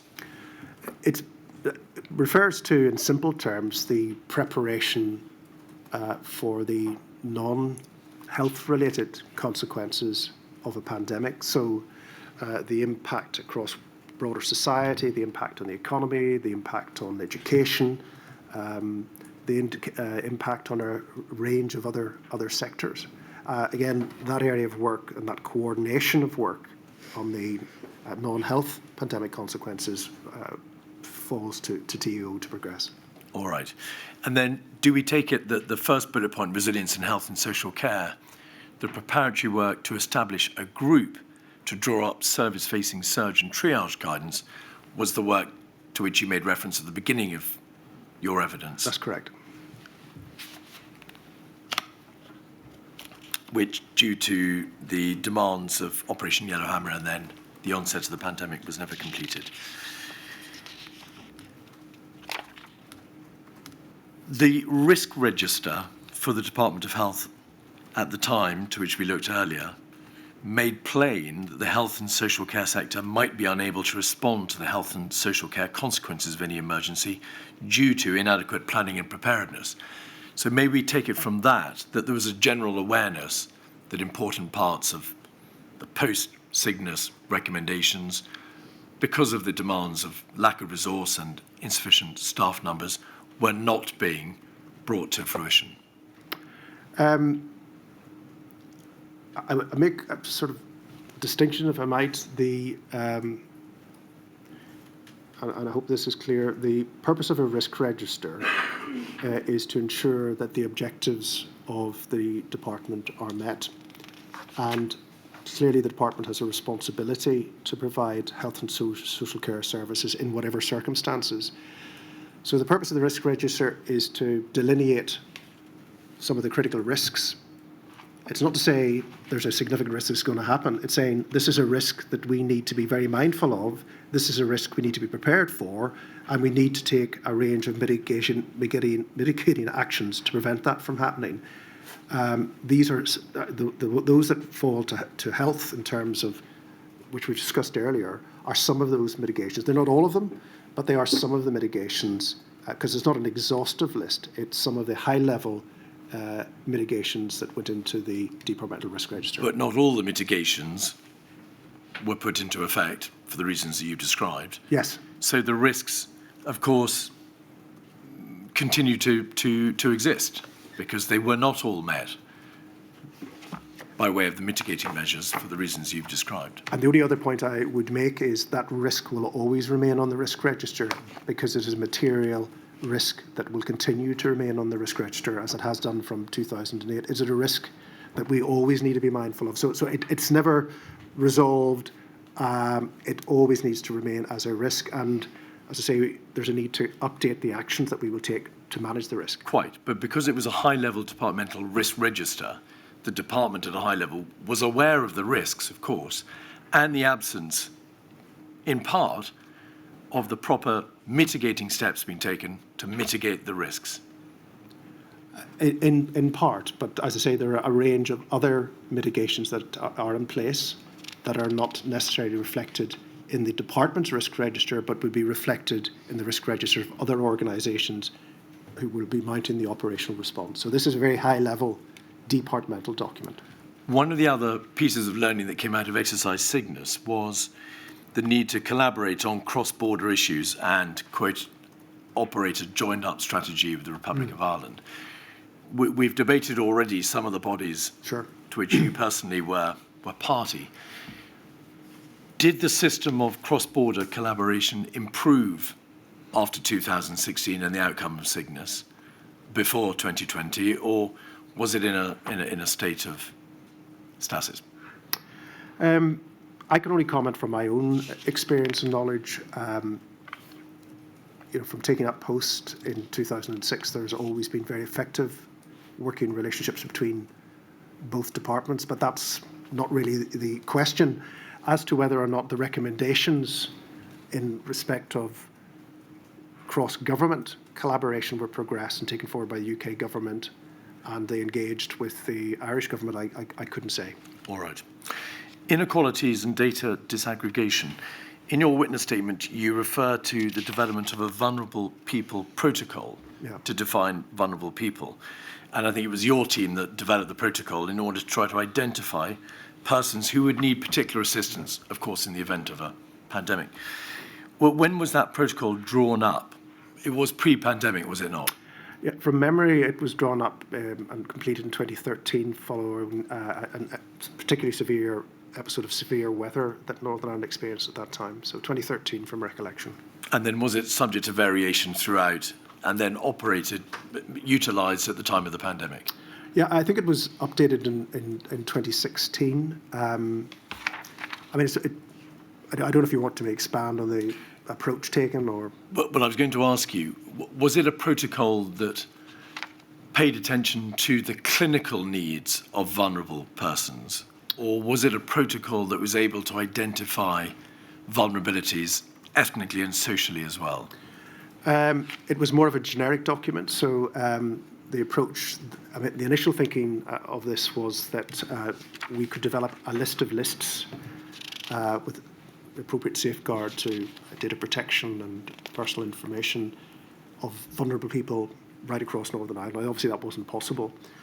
So as it was developed, it was agreed that we would develop an approach which is based on those known to health and social care as vulnerable. Now, that can be for a variety of reasons. It doesn't necessarily relate to clinical vulnerability. There can be other reasons why people are socially vulnerable. So those known to the health service, those known to utility services, for instance, heat, light and power, who would be on their list as particularly vulnerable.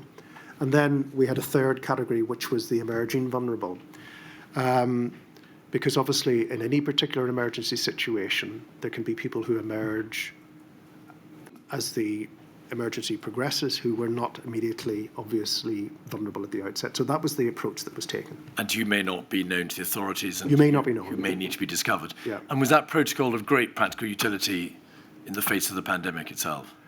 I don't believe it was of great practical utility, if I'm honest. I think the nature of the decisions that were made, the speed at which they were made, the fact that we were making decisions which were about saving lives, protecting the health service meant that we had to make, ministers had to make decisions based on the advice that we were providing, which didn't allow us the time to consider as fully as we perhaps on reflection could have the impacts, the disproportionate impacts that some of those non-pharmaceutical interventions, the restrictions on people's lives were having on those who were most socioeconomically disadvantaged. Because, of course, those countermeasures, the decisions, were taken at a very high generic level. They were. They applied across the nation, and it was simply not possible to have regard to the particular characteristics which might have underpinned a more vulnerable-centric approach to social restrictions. I mean, I would agree with that. I mean, we did, whenever we reviewed the restrictions, which we did on a 3 to 4 weekly cycle, we did give consideration to those who would be particularly adversely impacted. And there were certain mitigations that we put in place to try to address that. So we worked very closely, for instance, with the Department for Communities to try to provide the requisite financial support and other support to those who were vulnerable, those who were elderly, those who were living alone. We identified, for instance, that school. I think we're moving on to response now. Okay. I was going to let Sir Michael finish that particular answer. Finally, one last area, Sir Michael. Much of your 2 witness statements are devoted to the important issue of lessons. And in essence, summarising what you say, you appear to say this, that research capacity was of enormous utility. It was a great strength in the United Kingdom, and you were able to take the benefit of it in Northern Ireland. For the future, the best thing that could be done to ensure that we have the capacity, the generic skills to be able to meet the next pandemic is to keep that research base in place, to make sure that we have the scientific wherewithal to be able to respond to the next pandemic, but also this, crucially, the training of a core group of individuals with transferable skills who can then be used to use the current nomenclature, scale up to the next health emergency. Is that the nub of it? Yeah, there are a number of issues which we need to maintain capacity. I mean, the temptation is always, once an emergency is over, is to move on to the next set of challenges. And the resourcing pressures are such that there's a high risk that that will happen. Our science base, our research base served us extremely well. One area where we are deficient, as you've heard already, is around diagnostics, the ability to scale that up at speed. In relation to your question, there is a need for all of government to see this as part of the day job. This isn't an add-on extra that those who are experts in emergency preparedness and planning and response do. we will need those individuals and continue to need those individuals who have those highly specialist skills and experience, and they need to be acknowledged, they need to be maintained. But we also need a set of generic skills right across government, in all government departments, so that an effective response can be mounted, and we can dial that capacity up and dial it down as the need arises. Because unfortunately, we will not be able to maintain the level of responsiveness at the level that it currently is, but we absolutely will need to be able to scale that up at very short notice when the need arises. Thank you. Lady, you've granted permission for 2 broad areas of questions, I believe. I have. Ms Campbell.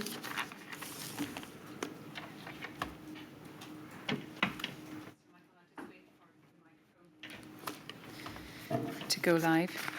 Can I be heard? Thank you. Sir Michael, my name is Brenda Campbell, and together with my colleagues here and in Belfast, we represent the Northern Ireland COVID bereaved families for justice. I have been granted permission to ask you a question across 2 broad topics, and I recognise from the outset that to some extent they have been covered. But I wonder if on behalf of the Northern Irish bereaved, I might address some further issues in relation to them. The first is in relation to funding for the Public Health Agency, or perhaps more broadly, public health services in Northern Ireland.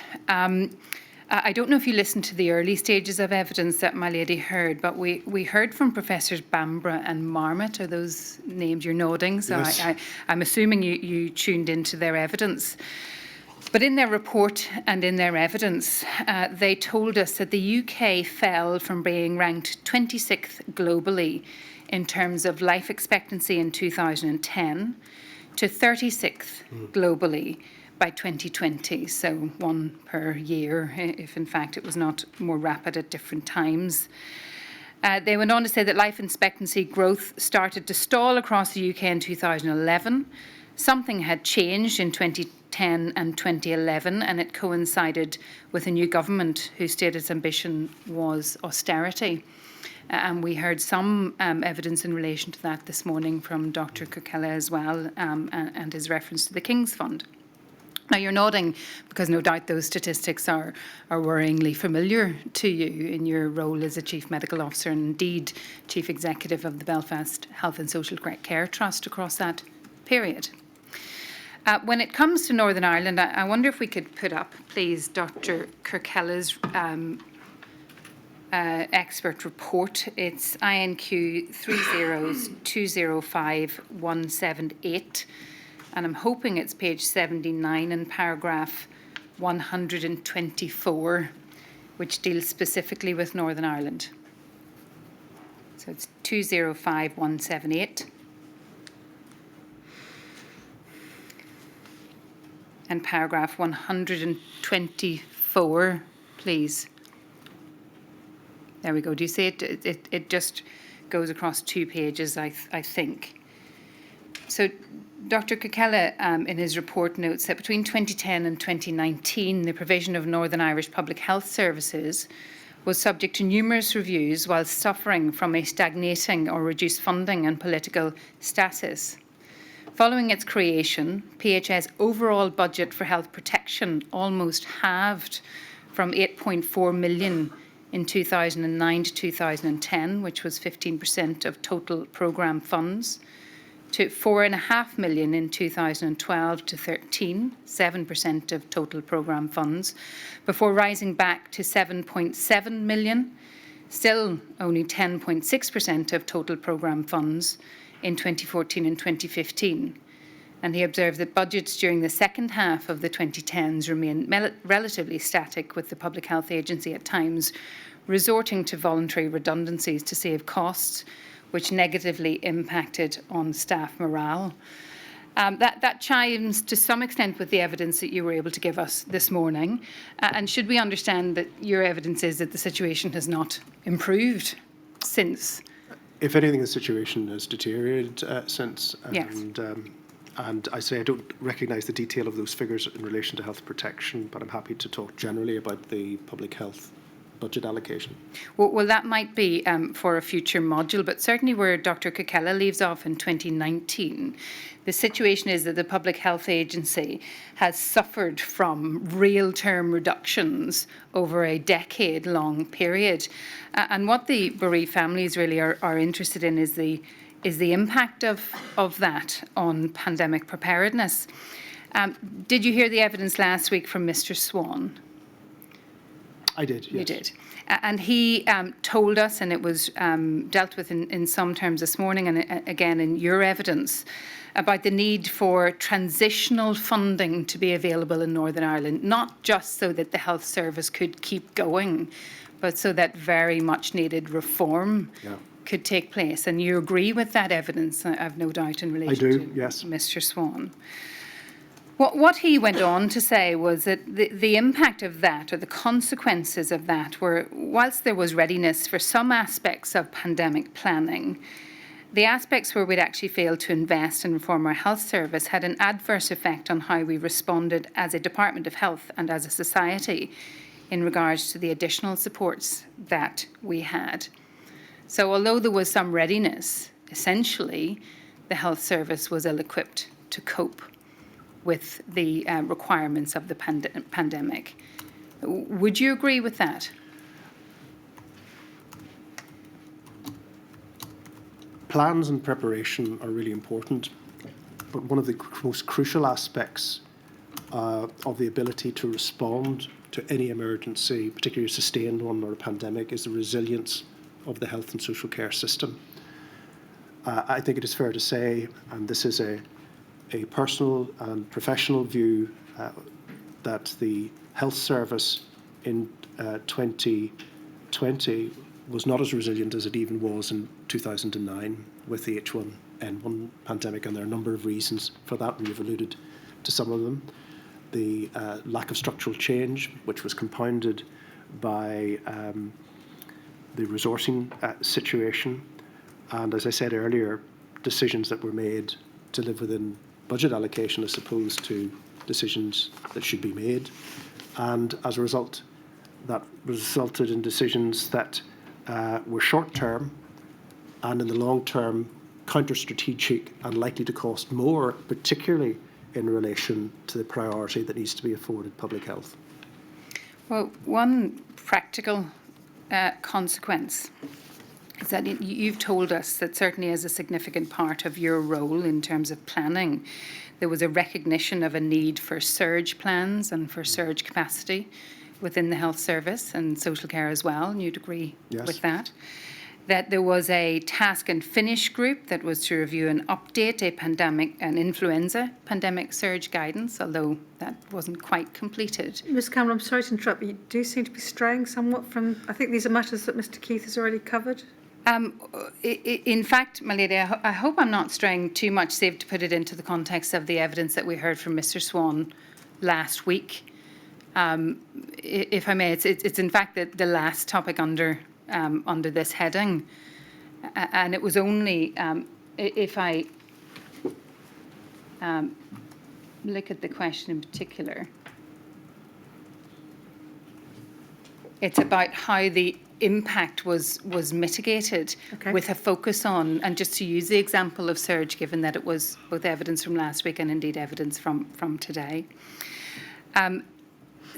The surge capacity, we were told last week in the event of the pandemic, had to come from redirecting or standing down other services. Yes. So what you give to COVID, you take from other areas. And my question to you is this. Given the recognition of this as an issue, what did you do to ensure that the impact was mitigated and that there was or would be additional surge capacity? I think my concerns about the resourcing position in relation to the health service in Northern Ireland are a matter of public record. My concerns about the lack of structural change or the slowness with which structural change has been progressed are also a matter of public record. I certainly raised those concerns within the department. There were difficult choices that needed to be made. You mentioned the PHA budget. Whilst they were not significant cuts per se in the public health budget, they had to realise savings. So there were, they had to absorb, for instance, 6% additional costs in their admin budget. Now, when you talk about admin in the Public Health Agency, that's professional staff who their salary costs are not insignificant. So it's not the same as admin costs elsewhere. And similarly, they had to absorb a reduction of some 4.3% in the years running up to the period in question in their programme budget. Now, the programme budget is the things that you do in relation to alcohol and drugs, other interventions to address health inequality. I can't specifically comment on this figure in relation to health protection. It seems odd that it goes down in 1 year and up in the next, but again, Public Health Agency colleagues may be able to enlighten you on that. In terms of surge, I think certainly as Chief Medical Officer, I was leading at that point in time significant elements of the Bingoa work. So I was the senior responsible officer for the establishment of the day elective centres to reduce the burden on the health service and to have more people having their surgery on a day case basis. That was put to good effect during the surge because it meant that some of the red flags, etc., could continue, and we weren't having as much an impact on routine elective, although we did significantly impact on people waiting for routine elective surgery. I could give other examples, but I am conscious of time. So I did what I could in terms of helping shape, influence, and provide leadership to that system change to ensure that with the resources that we had, that we were restructuring the health service to ensure that it was as robust as it could be to address any intended pressures. I have to say, however, that was largely to deal with the here and now. In Northern Ireland, the health service struggles on a day and daily basis to deliver what it should be delivering, notwithstanding the additional pressures created by the pandemic and surge. And you're quite right, really what we had to do was turn off to a large extent all of that elective capacity, which had huge impacts right across the public, and people waiting excessive periods of time, even longer than they were before. The worst waiting times in the UK got even longer, people waiting in pain and distress, and we still are not in a position where we can recover that as quickly as we would wish. Thank you. Lady, I'm sorry to rise to my feet. I believe Ms Campbell may have had the 10 minutes that she was agreed. It was agreed that she would have, and I'm very well aware that the inquiry, for good practical reasons, can't sit past 4:15 today. Exactly. Well, what I'll do is, Ms Campbell, may I suggest I ask the question that I gave you permission to ask just to finish off, because we are under pressure, I'm afraid, Yes, for of course. different reasons. So, Michael, were pressures on the PHA exacerbated by uncertainty about regulatory arrangements amidst the UK's pending exit from the European Union, as described by other people, including Baroness Foster, who's talked about the focus on Brexit, and Dr. Coquella this morning? Sorry, could you repeat Were that? pressures on the PHA exacerbated by uncertainty about regulatory arrangements pending the exit from the European Union? No immediate examples come to mind. There is no doubt, however, that their capacity was deflected, as everybody's was, in terms of trying to plan and prepare for EU exit. But I can't think of specific examples in response to that. I think everybody's agreed there was an impact. Yeah, oh, absolutely, without any question of doubt. Thank you very much indeed. My lady, that concludes the evidence for today. Thank you very much indeed, Sir Michael. Thank you for your help. Thank you. We may meet again in Belfast. I think we may. 10 o'clock tomorrow, please. All rise.